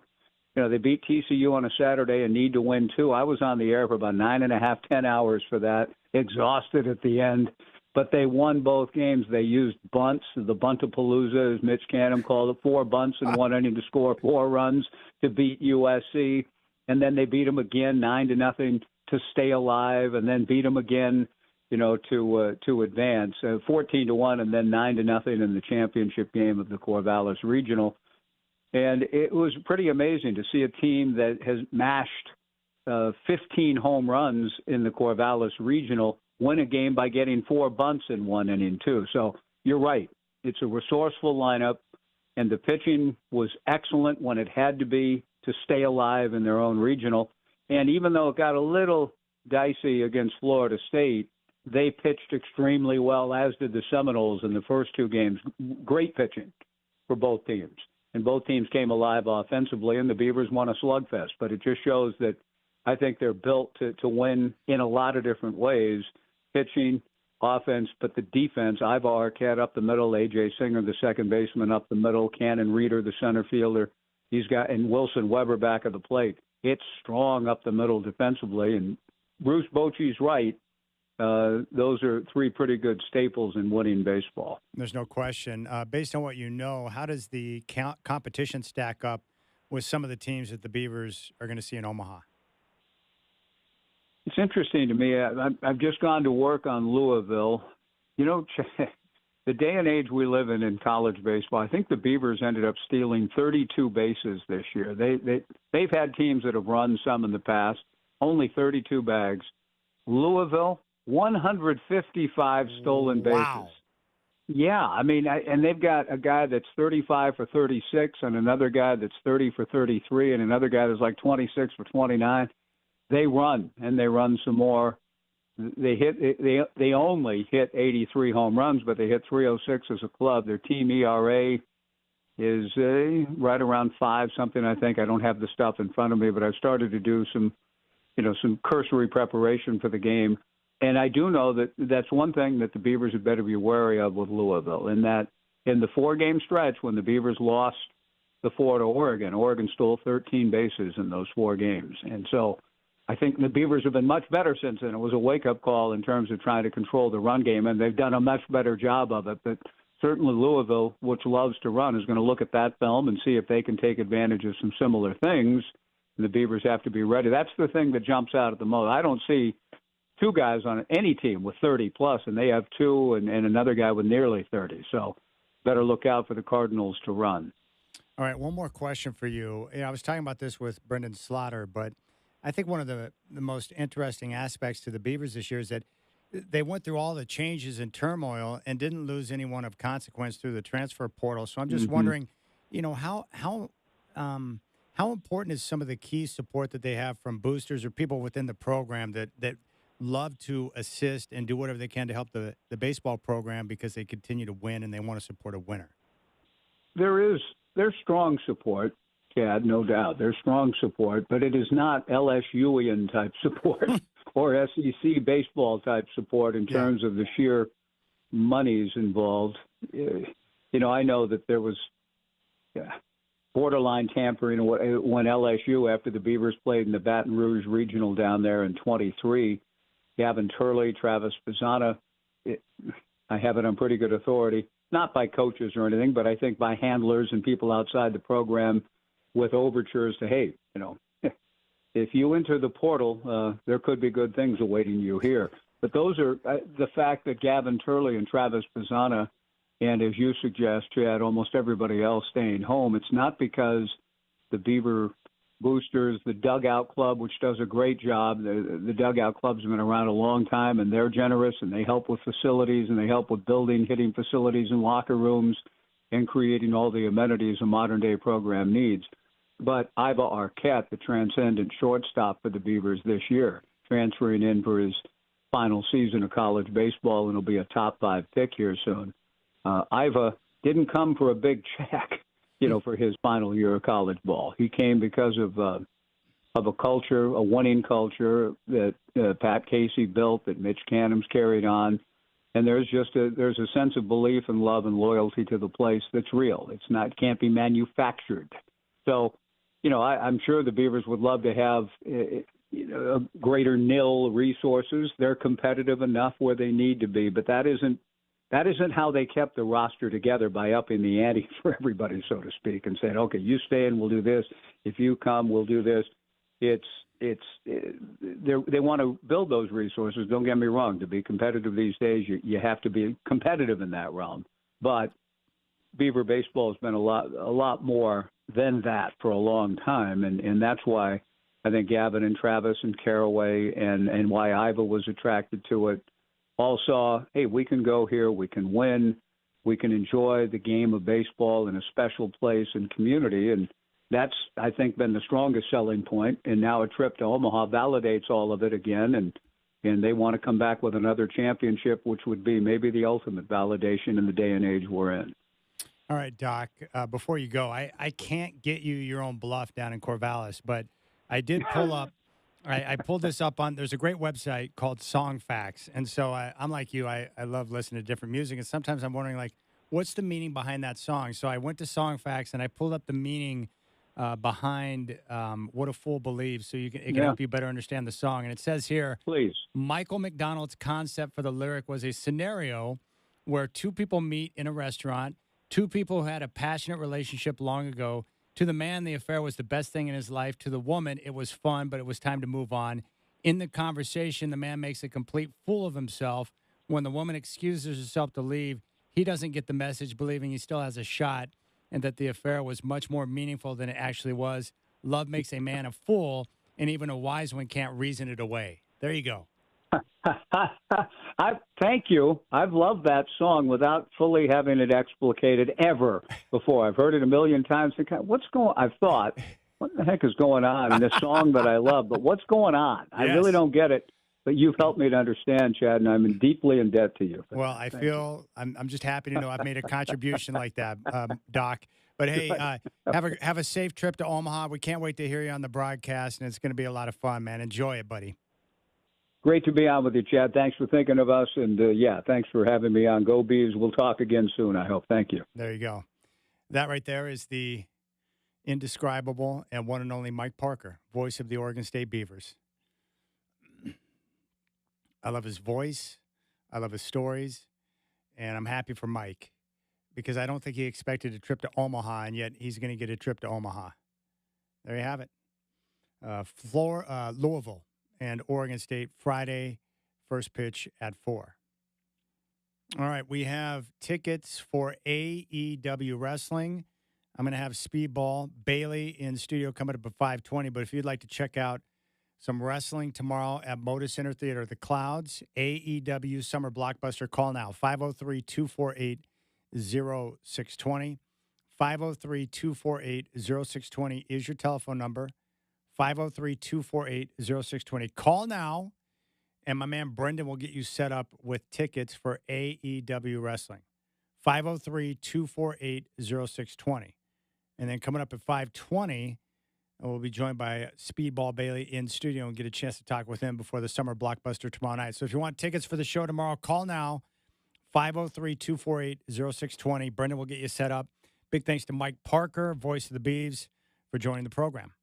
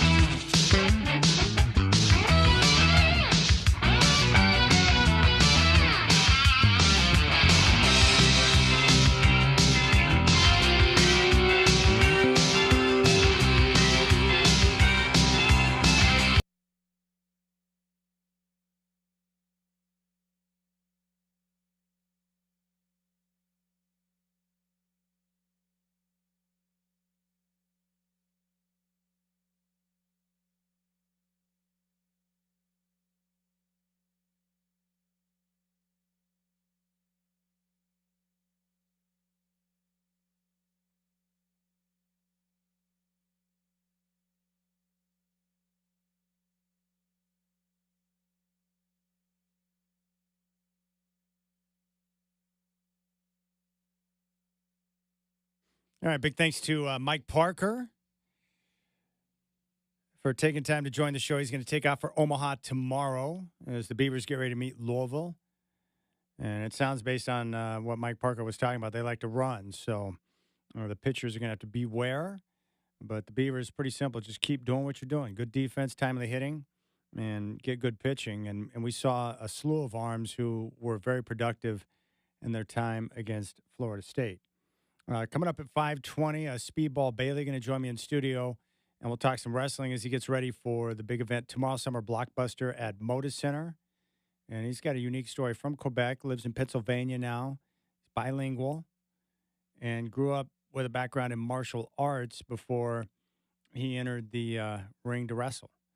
And so he's been doing it for quite some time and got this big opportunity. I think his debut for AEW was back in March. I just like his story. I think you'll enjoy getting a chance to learn more about him and the Summer Blockbuster, which is coming up tomorrow at Motor Center. Also, we have a 4-pack of tickets for the Hops. We'll give those away coming up at 5 o'clock. And you can reach out to me, 503-248-0620. You can find me on social at Chad in Rip City. Well, it's official. Aaron Rodgers is now a member of the Pittsburgh Steelers. I work here in the office with a big Steeler fan. He was showing me videos of Rodgers zipping the football to DK Metcalf. The contract, it's a 1-year deal, $13.65 million for Rodgers, who is 41 years old, and he's getting ready to kick off his 21st season in the NFL. And he attended and was a part of the first day of the mandatory minicamp, which was at the Steelers practice facility. Now, I know, as we've talked about, I know there's a lot of people that don't care for Aaron Rodgers for a lot of reasons outside of football. He's a different type of cat. There's no question about that. But I think the Steelers bringing in Aaron Rodgers for this season, and let's just assume it's for one season. Maybe he comes back and does another year, but let's say it's for one season. In some ways, it makes a lot of sense because they need somebody who is a veteran that can lead this offense, keep them out of the negative plays. They've got a veteran-laden defense, but they've got veterans across the board. So it's really kind of like an all-in type of year. It's like, hey, we got these vets. We got T.J. Watt. We got some guys who can play. Now we just need the quarterback to come in and try to put it together for 1 year. So I think this is kind of a, boom or bust type of situation for the Steelers who are trying to go all in and get it done with the vets. Now, for Rodgers, he said that the Steelers was the best decision for his soul. Quote, I don't need it for my ego. I don't need it to keep playing. A lot of decisions that I've made over my career and life from strictly the ego, even if they turn out well, are always unfulfilling. But the decisions made from the soul are usually pretty fulfilling. This was a decision that was the best for my soul, and I felt like being here with Coach Mike Tomlin and the guys they got here. And the opportunity here was the best for me, and I'm excited to be here. So there you have it. The Giants had interest, the Vikings, but he ended up with the Steelers. And like I said, with the team that they have, if he can bring competence to the huddle, get them in the right play, avoid the negative plays, and understand what he is now as a quarterback at 41, then maybe he can't carry the team on his back like he used to. But if he can live to play another down, allow the defense to do their work, and allow the run to set things up for him, I mean, with his smarts and his arm talent, he can still be effective. He doesn't have to be MVP Rodgers for this team to win a lot of games. Just make plays and avoid the big mistakes. Oh, I haven't talked to him in a while. Let's go out to Mitch in Jersey. Mitch, welcome to the show, my friend. What's on your mind? How you doing, Chad? Nice to talk to you again. Great to talk to you. How was your vacation, by the way? We haven't spoken in a while. I thought you were going to see those games in Dodger Stadium against the Yankees. We took care of the Yankees 2 out of 3, right? No, but I went down. No, but here's the problem, Mitch. I went down before that, and I saw 3 games against the Angels and 1 game against the Diamondbacks. They went 0-4, and the first time they've lost 4 in a row at home since 2018, and I was there for each and every one of the losses. Very annoying. Oh, you're lucky. You're a lucky chunk. Thanks a lot. I was hoping to get rid of Muncie, but he made a comeback. But Conforto has to go. Even something else. I wish they trade for him. Michael Conforto has been absolutely just abysmal. I can't watch him, man. With runners in scoring position, he is a guaranteed out. He's not even batting 200. The Giants could use him. He could have even cut it with the Giants. He came up with the Mets. I remember him. I wish the Dodgers would go after Bo Bichette. I love these father and son generation. But the real reason why I'm calling it, you got me going with the Rodgers. Aaron Rodgers I'm talking about. He wanted to go to Minnesota. But Minnesota's going to roll the dice on J.J., who's never taken a snap. Let him come. I bet you wanted him 2 years ago to go to Denver. Denver didn't even want him last year because they rolled the dice with Knicks. And next year, two things. Next year, there's going to be so many good quarterbacks going to be drafted in the first round next year. That's where Pittsburgh will get that quarterback of the future. But why'd they pass on Sanders 5 times? It's a head-scratcher. Yeah, I don't understand it myself, Mitch. I'm still confused about that. I guess what they were doing is maybe they didn't like Sanders that much. Maybe they didn't want to bring someone in that might create a little controversy for Rodgers. Or maybe they've got their eyes set on, the quarterback draft class next year. You know what they could do? What they could have done, too, is just gone with Mason Rudolph and tanked off the year and gotten themselves in a great position to draft high next year. And the one thing to keep an eye on, too, with Arch Manning, I don't think he's going to come out after 1 year as a starter at Texas. That doesn't really fit the Manning protocol. So my guess is, and what's wildly fascinating is, I think Arch will play 2 years and then come out.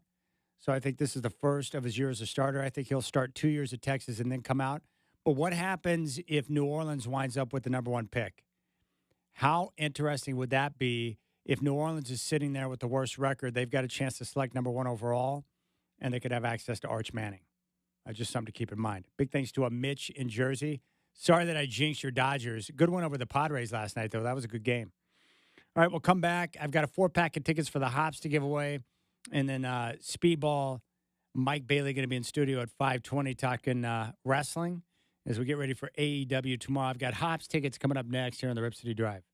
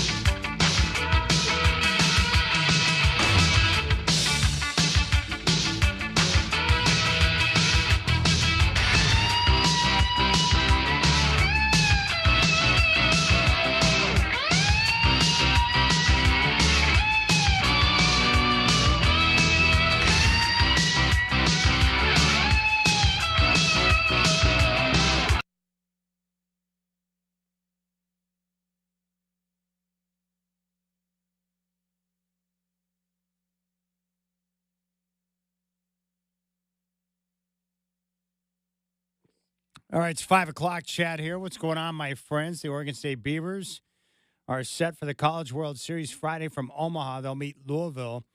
First pitch is at 4, pregame at 3:30 on your home of the Beavers, 1190 KX and 620 Rip City Radio. You can podcast the show. Go to our free iHeartRadio app. Mike Parker joined me today at 4:20. The NBA Finals will resume tomorrow. Game 3, Thunder and Pacers. Series tied up at 1. Tip-off at 5:30. It'll be on ABC. OKC a 5.5-point favorite in Game 3. J.K. Dobbins, who was with the Chargers last year, is signed with Denver on a 1-year deal. The U.S. Open will kick off from Oakmont Country Club in Pittsburgh on Thursday. Scotty Scheffler is the favorite. David Coleman, PGA Dave will join me tomorrow to preview the tournament. We got AEW Summer Blockbuster at Moda Center tomorrow. I'll join by Speedball Bailey. He'll be in studio at 5:20.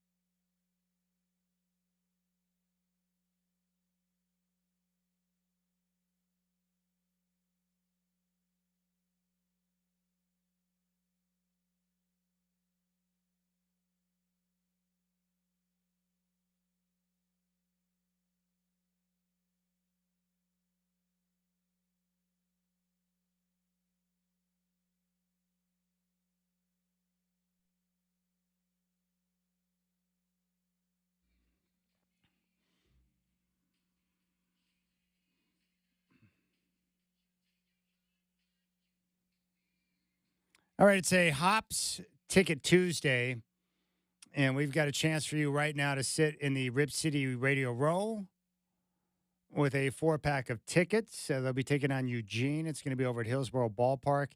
And if you haven't been out there for a game yet, you should go, because not only will you get a chance to watch some baseball with the Hops, but you can also get a good look at the new stadium, which is being erected right now. And it's ahead of schedule. It looks awesome. I love seeing it from 26 as I'm driving by, but the Hops have got a lot of good things going on. So we got a 4-pack of tickets. It's a Hops Ticket Tuesday, and we'll give those away right now. So if you want to go see the Hops on Friday night, take on Eugene, call now, 503-248-0620. Telephone number 503-248-0620. Call now, and you'll get a 4-pack of tickets for the Hops as they take on Eugene. You can sit in the Rip City Radio Row, 503-248-0620. Your chance to see the Hops in action right now, 503-248-0620. Call now, and you can get Hops tickets for Eugene on Friday, 503-248-0620. I saw this post today in regards to Shohei Ohtani. It says a bigger jump in workload today for Shohei Ohtani. He threw 44 pitches over 3 simulated innings, including 23 in his last one. He gave up 1 hit, a ground ball single, 1 walk, and had 6 strikeouts. Got 15 total whiffs against a couple of minor league hitters. So there you have it. More work for Ohtani as he continues to inch his way back to getting back on the bump. And apparently he's going to pitch for the Dodgers.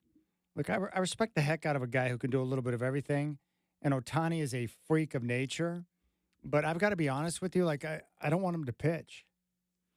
And if I'm the Dodgers, it's got to be tough to let him go out there and do that, because the risk of injury is so high.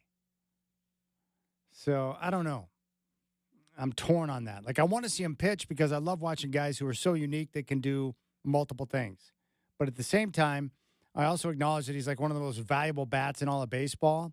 And the Dodgers invested hundreds of millions of dollars in him. And he's so valuable to the franchise and the merchandising and everything. This guy's a cash cow. So I don't know. I think it's risky business. I would try to have a conversation, be like, look, Shohei, I know we said you could pitch, but we've changed our mind and we'd prefer that you just focus on hitting, because he's a special bat with power. So I'm torn, very torn on that. But when I was down there, I went to 4 games, and I'm just blown away by how many people are at Dodger Stadium at any given moment with the Shohei Ohtani jersey on.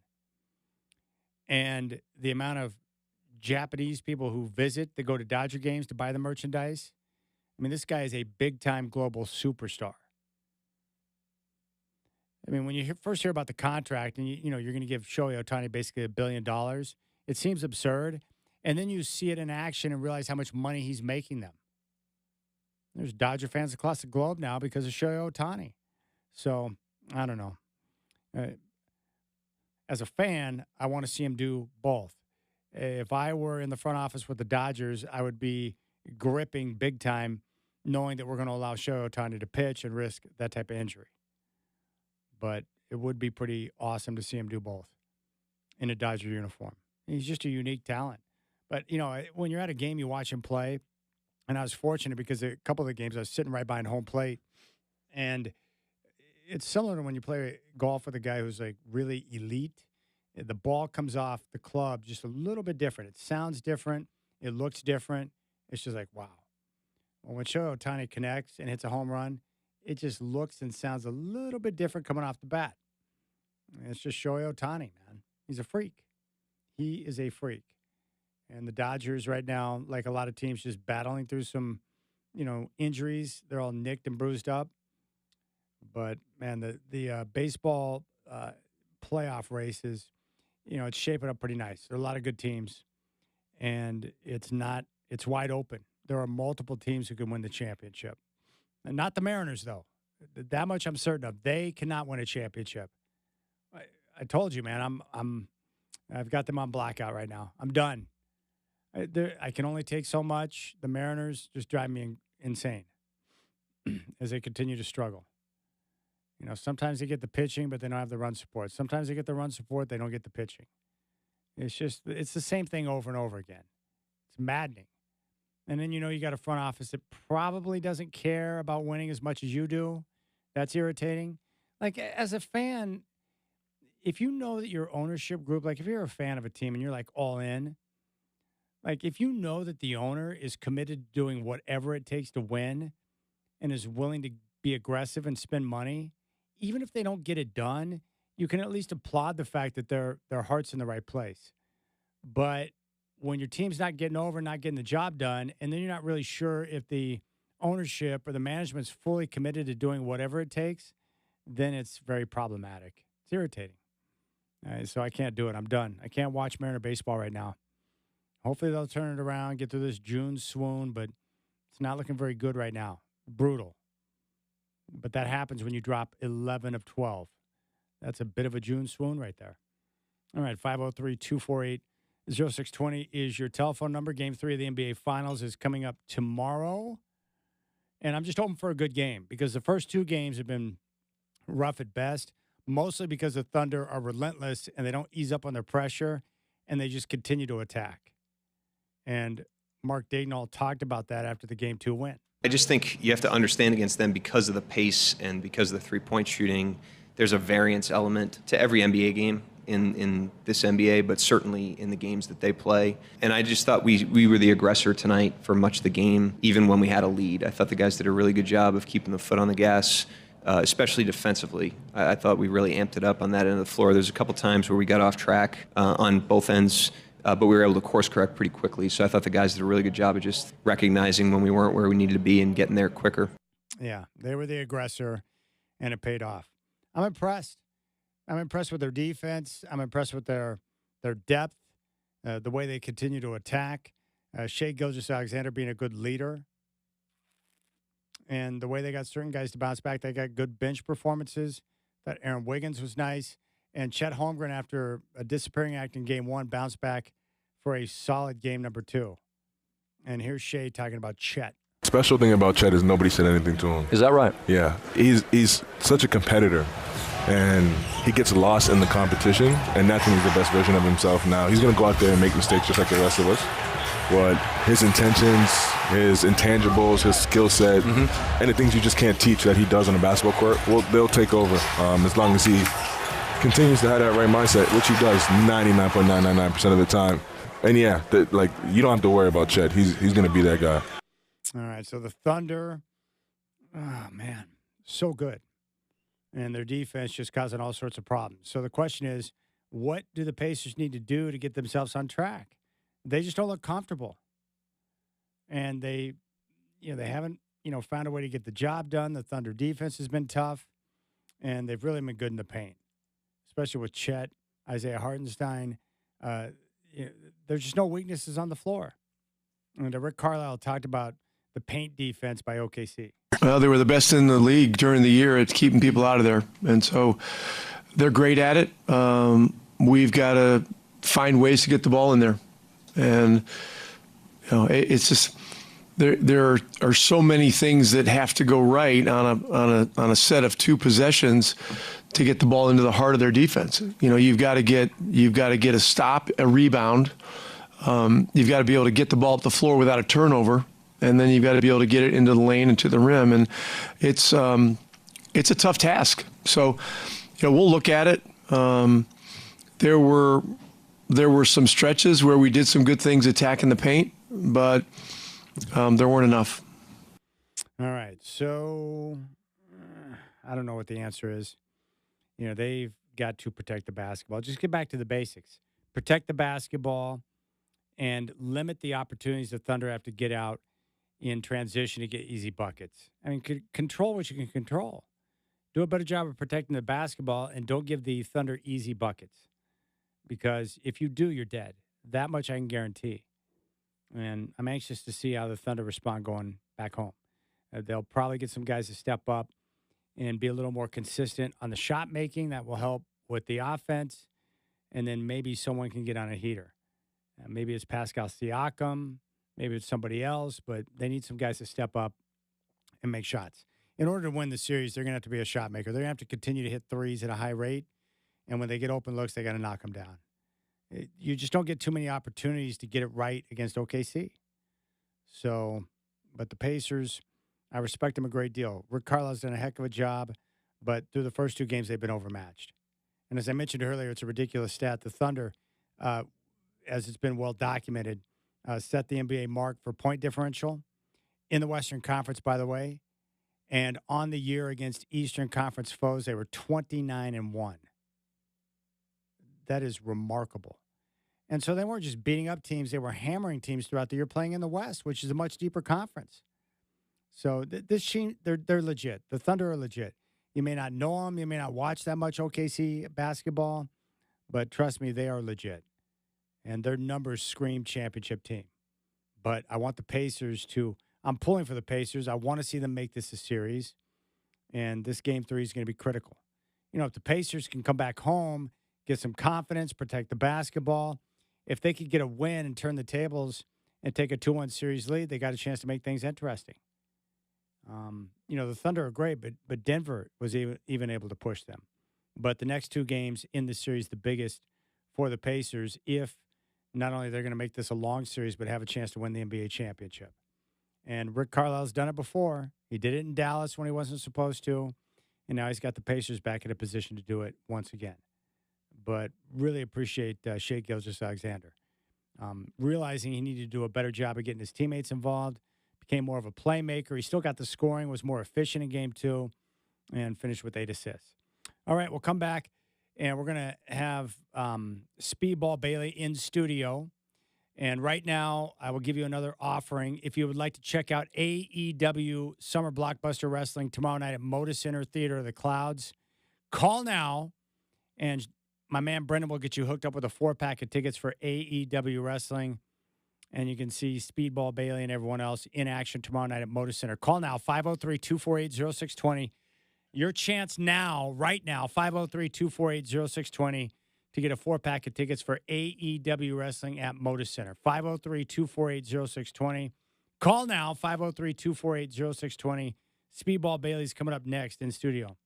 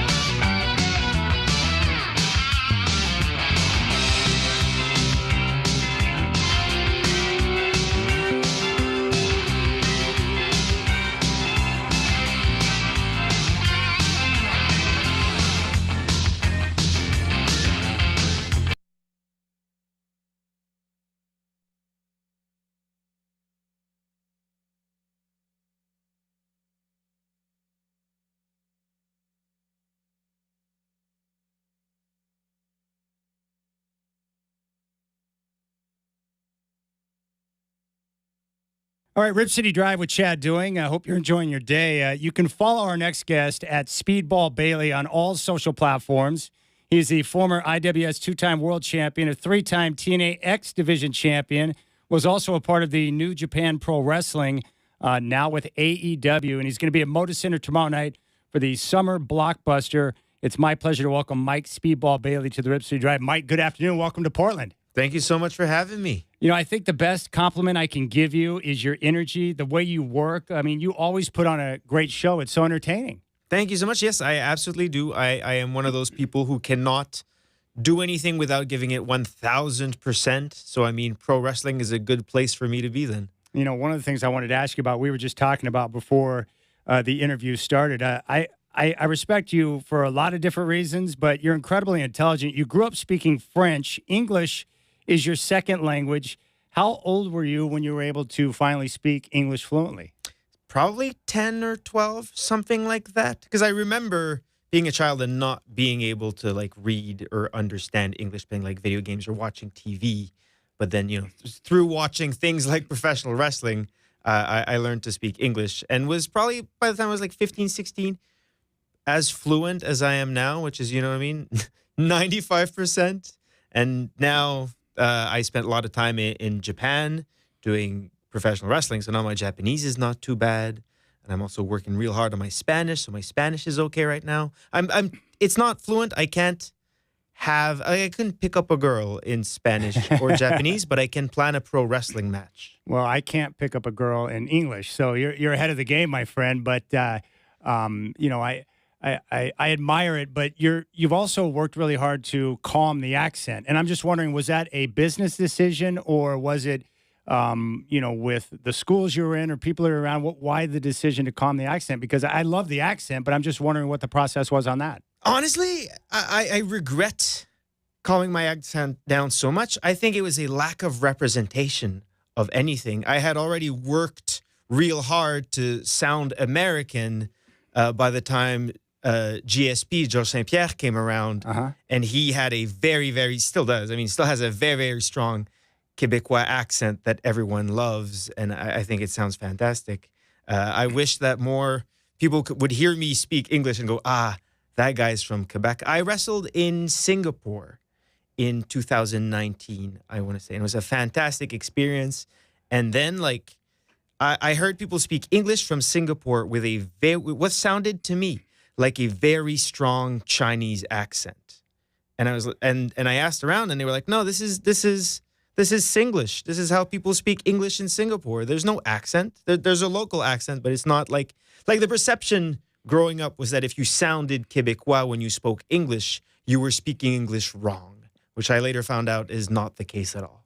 That's awesome. We're talking with Mike Speedball Bailey here on the Rip City Drive. I learned something about you that I think is really neat. And, you know, I guess, you know, I shared in common with you, like, I never had a varying career path. So I love radio. I love broadcasting, and I enjoy coming to work every day. One thing that I love about you is that, like, you legitimately love pro wrestling, and you love to talk about pro wrestling. Like, it's your passion, it's your life. And so you're getting a chance to live out your dream every day, but you could talk about it for hours. I absolutely could. I was listening to a podcast whose name, I don't remember the name of it, but they were talking about one of the characters who was regarded as a genius from early childhood, because when he was 5 years old, he was taking apart watches and putting them back together. And I remember listening to that and thinking, man, that must be awesome. But then I realized when I was 7 years old and me and my brother were watching pro wrestling on TV and then redoing the same matches in our bedroom, move for move, understanding like the structure, the rhythm, the flow of all of it.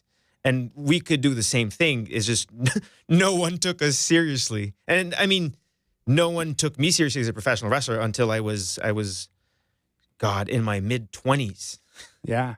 Well, I always encourage youngsters that I talk to. It's like, whatever, you know, is in your heart, whatever you desire, pursue it. And then the money will follow, but at least you get a chance to maybe do something that you love every day. And I would imagine for you, you know, when you wake up every day and you have a chance to go out and wrestle, and now you're part of AEW, which I know you're excited about, like, that, I don't know if it's, I mean, you got gratitude for that. It's epic. It's honestly, I am absolutely blessed. I am lucky.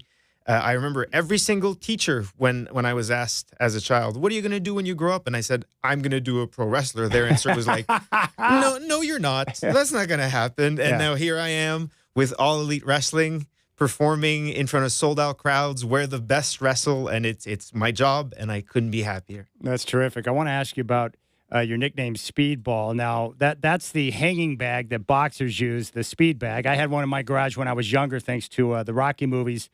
Michael Ryan, he wrote about wrestling in Montreal. He was the one who gave you the nickname Speedball because he described your style in the ring like bouncing around like a speedball. And the best part about that nickname, and this is the case amongst my friends, like if we give you a nickname, that's cool. If you give yourself a nickname, then we think you're a douche. Like you got your own nickname because it was given to you. Yes, and I like that you had to explain what it means, right? Yes. Because too many people give themselves a nickname that's like on the nose. Oh, you're like the pit bull. Like, okay, we get it. Like we get that it sounds badass, and that's why you gave it to yourself. Yeah.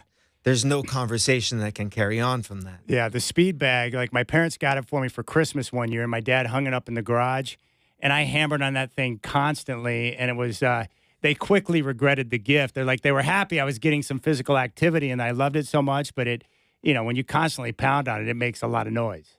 So I did a lot of boxing. I have one amateur fight, but I did a lot of boxing, and I got the nickname before I ever spent some real time hitting the speedball, and it's a blast, man. Yeah. I don't know if you've ever seen people who do it like professionally, and they do like rhythm and music and songs and have all kinds of different patterns. It's some fascinating stuff. Yeah, I love watching the pros do it, man. It's really cool.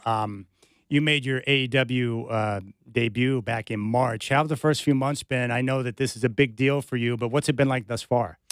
It's been fantastic, and it's weird because I am very much aware that this is a huge jump for me, now being part of a major company, one of the best pro wrestling company in the world. But at the same time, when I first started doing pro wrestling in America in 2015, 2016, there was no AEW.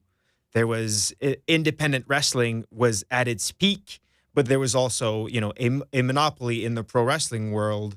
And so there was a real divide between the top independent wrestlers and then the wrestlers that were wrestling for the only company where you could wrestle because they only hired one type of wrestler, right? But now I feel like I'm back at AEW with all of those top independent wrestlers from back in the day. All the people that are just like me, just are passionate about pro wrestling and just want to put on the best performance possible for the audience who is watching it with no other agenda, and it feels just like home. I wanted to ask you, with AEW, how much thought and deliberation goes into each match, and can you explain that process for us? Well, so the best way I can explain the process, and I don't even know that I can fully explain it, but this is what I always want. This is what I would like to show more people about professional wrestling, right?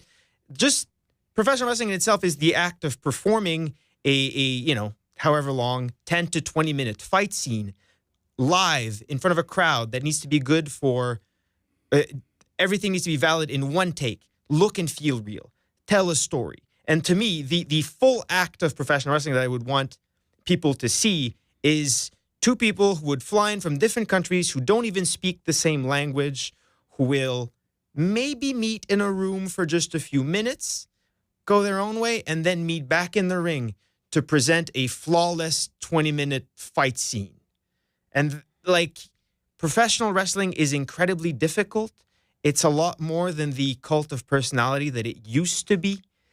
In order to be able to put on the kind of performances that we put on in AEW, you need to be extremely deliberate about how you do pro wrestling. That's awesome. I would imagine, I don't know if you'd agree with this or not, but through my eyes, you've played the role of kind of an underdog throughout your career. Would you agree with that? I absolutely would. That is certainly. I am much smaller than the average professional wrestler, right? Yeah. I'm only about 5'8", 175 pounds. And usually, especially when I'm paired up against bigger people, which is my favorite, I step out the curtain. People aren't too sure what to expect. But then in the ring, when the match starts, I get to show the audience that I have been pro wrestling for 20 years, that I did martial arts for my entire life. And that comes out in the athleticism and how you see me move in the ring. And I think that always has the right effect. That's my perfect situation in which to be for pro wrestling, is the audience like, oh, who's this guy? He's going to get his ass kicked. Oh, wait, this guy can go. Yeah, I love that. I'm wondering, with the role of underdog, like, how did you develop that? Did that come maybe through your time in independent wrestling, where you're trying to, develop a name for yourself, where you want to become noticed, and so that role of underdog plays on, or did it just come from your stature, or all of those kind of a part of it? I mean, it's a mix of both. Again, in AEW, there's a weekly episodic continuation. You get to tell long-term stories, but in independent wrestling, very often a majority of the audience doesn't know the performers. That's just the nature of the game. Yeah. They only paid to see wrestling. They didn't pay to see a specific brand or a specific performer, right? So they kind of just have to look, and at first glance, they make their opinion. And of course, like, again, I'm much smaller than your average professional wrestler. So the decision that I made a long time ago was to play into that and give people the first impression that they want, and then develop the match and take them where I want to. We're talking to Mike Speedball Bailey here on the Rip City Drive as he gets ready for Summer Blockbuster at Moda Center coming up tomorrow, which is going to be awesome. I wanted you to talk maybe about your work a little bit. I've heard you say that you do like 1,000 speed kicks a day, which is pretty amazing. But what type of work goes into each week for you to keep your skills sharp, to stay ready, and to keep yourself strong, to protect yourself when you're in the ring? I mean, there's the normal training, right? There's the 2 or 3 hours in the gym that I spend every single day, which sounds like a lot because it is.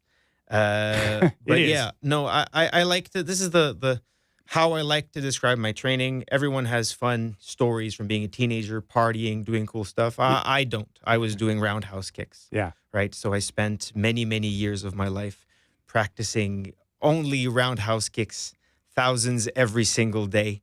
And so when I throw a roundhouse kick in a match, it's not just something I decided to do. I would wager that I am one of the best roundhouse kickers in the entire world, and I want that to come across in the ring. You know, it's funny. The first time I saw you, I was like, who's this guy with the Taekwondo gear on? Like, I was like, it's kind of crazy, but I love it because it gives you a unique identity. Did that come, or was that born from your experience from the early ages working in martial arts? Yeah, which is very funny because when I started pro wrestling, I wanted to be just a pro wrestler, right? I didn't necessarily want or make an active choice to have my martial arts be such an important part of my professional wrestling career. But then I realized quickly that I couldn't take the martial arts out of my pro wrestling even if I tried. I mean, it's how I move, it's who I am. It's not only who I am like as a person, but as a performer, but also as a person, the discipline and respect and calculated approach to fighting that comes from martial arts is something that carries through in my everyday life and in my professional wrestling. All right, I wanted to ask you about the AEW Dynasty match. It was just awesome. Seriously, like, what was it like being in the ring with Ricochet and Kenny Omega? I would imagine a thrill for you. It absolutely was. I mean, Kenny Omega is, if you know his story, it's absolutely fascinating. Just like me, he's Canadian, and he went to the United States and didn't really see, again, this is a long time ago, way before AEW, but didn't really see the kind of wrestling that he wanted to do. So he took himself to Japan. He wrestled for DDT for many, many years. DDT, which is a promotion in Japan that does pro wrestling differently. They don't only keep it to the ring. They will do it in all kinds of different arenas, venues. They wrestle in forests, in trains, but also in rings. And it's where some of the best professional wrestlers in the world have been. And that's where Kenny went. So he's someone whose career I followed for a long time. I then went to DDT myself, and then New Japan Pro Wrestling, and eventually ended up in AEW with Kenny. I also had a match with him just about 10 years before AEW Dynasty, when we got to be in the ring together. And the way his mind worked and he approached pro wrestling was something that really stuck with me. And I was like, okay, I have to learn what this guy knows. And then to come back and be in the ring with him 10 years later in AEW was absolutely fantastic. And also Ricochet, talking about one of the most innovative high flyers in professional wrestling history. I don't think there is a wrestler that has been emulated and copied as much as Ricochet. In terms of what he does now in AEW, I think it's fantastic and it works very well for him. But I think his attitude does not necessarily sit right with me. But I still think the match was completely fantastic. Yeah, it was perfection. What is it? What are the steps? Like what would it be required of you to be viewed on a global scale as one of the absolute best wrestlers in AEW? Like what would you need to do to accomplish that? Well, so I've had some big matches in AEW. I've been there for 3 months. I've put on some great performances, but what I think I need to do is win some championships. I had a chance at Dynasty to win the international championship, and I was unable to do so. I wrestled Okada for the Continental Championship at Double or Nothing, and that didn't work out. So, I found a great tag team partner, Kevin Knight, as Jet Speed. I think we're doing fantastic. If you don't know Kevin Knight, you will very soon. He is growing to be one of the best wrestlers in the world, and I think he and I, as a tag team, are unstoppable. I mean, tomorrow, it's me, Kevin Knight, and Commander versus the Hurt Syndicate, Bobby Lashley, Shelton Benjamin, and MJF. Now, they are the tag team champions, right? This is a trios match, so the tag team championships are not on the line. But if we win, I think that would certainly put me and Kevin in the running for a title shot. And I think the AEW Tag Team Championships would be a great place to start on my way to my eventual goal of winning every single championship in AEW. Gosh, that's freaking awesome. Speedball, it's cool because I hear you, and I can hear the respect and admiration you have for the other wrestlers in AEW. It's probably hard to just pick one, but like who would you like to get in the ring with that you have not had a chance to wrestle yet? That's an extremely difficult question to answer because the list is very long. But if it wasn't for tomorrow, MJF would have certainly been at the top of that list. Not because I like him, exactly because I don't, but I think that with all due respect, MJF is the best version of what he does in the entire world. Also, Brody King is someone I'd love to get in the ring with. Darby Allin, when he returns from climbing Mount Everest, is someone I'd love to wrestle. I think everything he's done in AEW has been amazing. But really on top of that list, Hangman Page, someone I've never wrestled before, and he'll be taking on Jon Moxley at All In, and I am pumped for that match. The AEW Championship is on the line, and I am not taking myself out of the running for an eventual shot against, hopefully, Hangman Page. All right. With your background, I don't know if it's a mentality thing, but it would seem to me that, UFC would be a natural transition for you. So why wrestling and not UFC? Honestly, I think that if I was born 10 years later and mixed martial arts would have been more popular, that might have been where I went. But I think at this point, I am too committed, way too deep into professional wrestling to switch over to something as different as MMA. I can understand that. Especially, but how much do you think the ground cover work over the last 20 years with all the different things you've had a chance to experience around the world, how much did it prepare you, looking back now, for your opportunity in AEW? I think it was all necessary. I think you have such a diverse roster in AEW, not only in terms of just people, but in terms of styles. And I think it's very unpredictable, right? You could end up fighting someone from Mexico with a background in lucha libre and someone from Japan with a background in more, strong style submission-based wrestling. And I think over the years, I've learned to be ready for absolutely everything and understand the context behind every situation in order to make a proper plan. Was there a particular moment, maybe there was, I'm not sure, but was there a light bulb moment when you thought, hey, I'm pretty good at this, I've got a chance to make a career out of this and be a wrestler? There was like many small ones. It kind of went in steps, right? I wrestled in Canada. I started in 2005, which professional wrestling was very different than what it is back then, than what it is now. No one was making any real money. So it took a while before I started getting paid to do some matches. And that was one of those moments where like, oh, okay, this is actually, working out financially. And then working for places like PWG in the United States, where I thought, okay, I am among some of the best wrestlers in the world. And I absolutely was at the time. And then getting to work in Japan for the first time was another big one of this is somewhere I've been wanting to wrestle ever since I decided to become a professional wrestler, which was at 7 or 8 years old, and then to finally come to AEW and know that I am at the very top. I am where the best wrestle. I am exactly where I want to be, and this is where I want to stay for the rest of my career. All right, from Quebec, you're now living in Pennsylvania, which is great. I've had a chance to visit there. I love it. But you said you love Portland, too, so you hit it right at the right time because June is like the perfect time to be here in the Northwest. It's awesome with summertime weather. Yeah, it's fantastic. It's beautiful. Again, the biggest curse of being a professional wrestler is flying somewhere, getting to see only the hotel and the arena, and then having to fly back. So, how many days a year are you on the road traveling? I don't know yet, but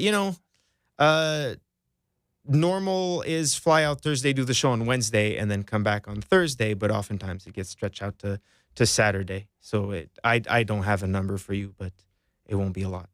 Well, I tell you what, Speedball, congratulations on your opportunity at AEW. I think it's pretty awesome.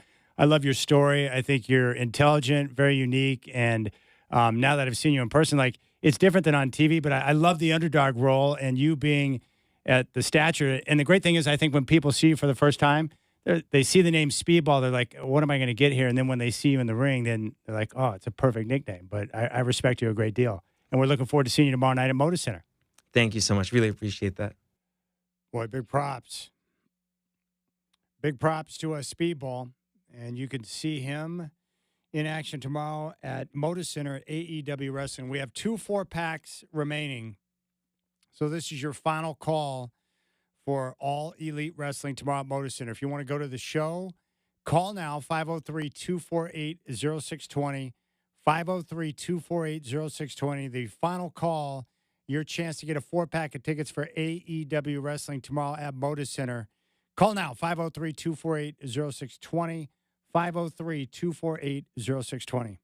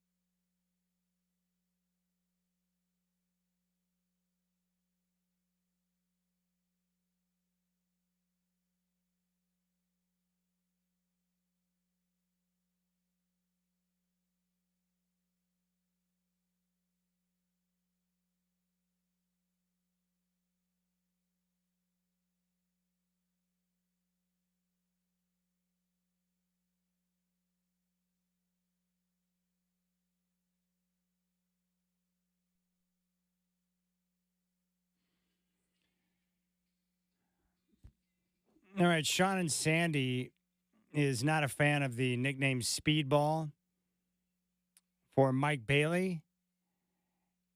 Well, if you heard the interview, the nickname for Speedball, he did not give the nickname to himself. It was a gentleman who wrote and covered wrestling up in Montreal. He's the one that gave the nickname Speedball to Mike Bailey, and that was because of the way he performed in the ring, that he bounced around like a speedball. And the speedball is a reference to, the speed bag in boxing. I used to have one of those hanging up in the garage, but that's what it reminded the writer of, and he nicknamed Bailey Speedball, and that's where it came from. And nicknames, of course, there's only one guy that was able to give himself a nickname, and somehow it worked out really well. And it's not cool to do that. Like, nicknames are given. You don't dub yourself something and decide you're going to be that. That's ridiculous. Whoever does that is in the psychopath material? No, you're just douchey. I mean, do you have a nickname, or do you have friends that nicknamed you something? Like, what is your nickname? Yeah, no, back in high school, got to shout out Keegan Lawrence, nicknamed me B-Slot. So, and it's stuck with. That's my Twitter handle, and there's still a handful of people that call me that. Kobe Bryant gave himself the nickname Black Mamba. Now, that's not cool. I love Kobe. Like, I love Kobe. But somehow he was able to give himself the Black Mamba nickname, and it worked. But you have to be really cool to be able to do that. He pulled it off. He shouldn't have done it, but he did. Magic Johnson's nickname was not really Magic. His teammates and friends knew him as Buck. So his actual nickname was Buck. But, yeah, you can't give yourself a nickname. And Mike Bailey did not do that. It was given to him by somebody else. It works, and so he went with it. And if you think about a speed bag or a speedball, it makes sense based on the way he wrestles. All right, big thanks to Mike Parker and to Mike Bailey for joining the show. Big thanks to Brendan Slaughter. You guys have a terrific evening. We got Hops Baseball against Eugene coming up next. And then I'll be back tomorrow with the Rip City Drive at 3. PGA David Coleman will join. And we'll preview the U.S. Open, which is coming up Thursday from Oakmont Country Club in Pittsburgh. Have a good night, my friends. We'll talk to you tomorrow.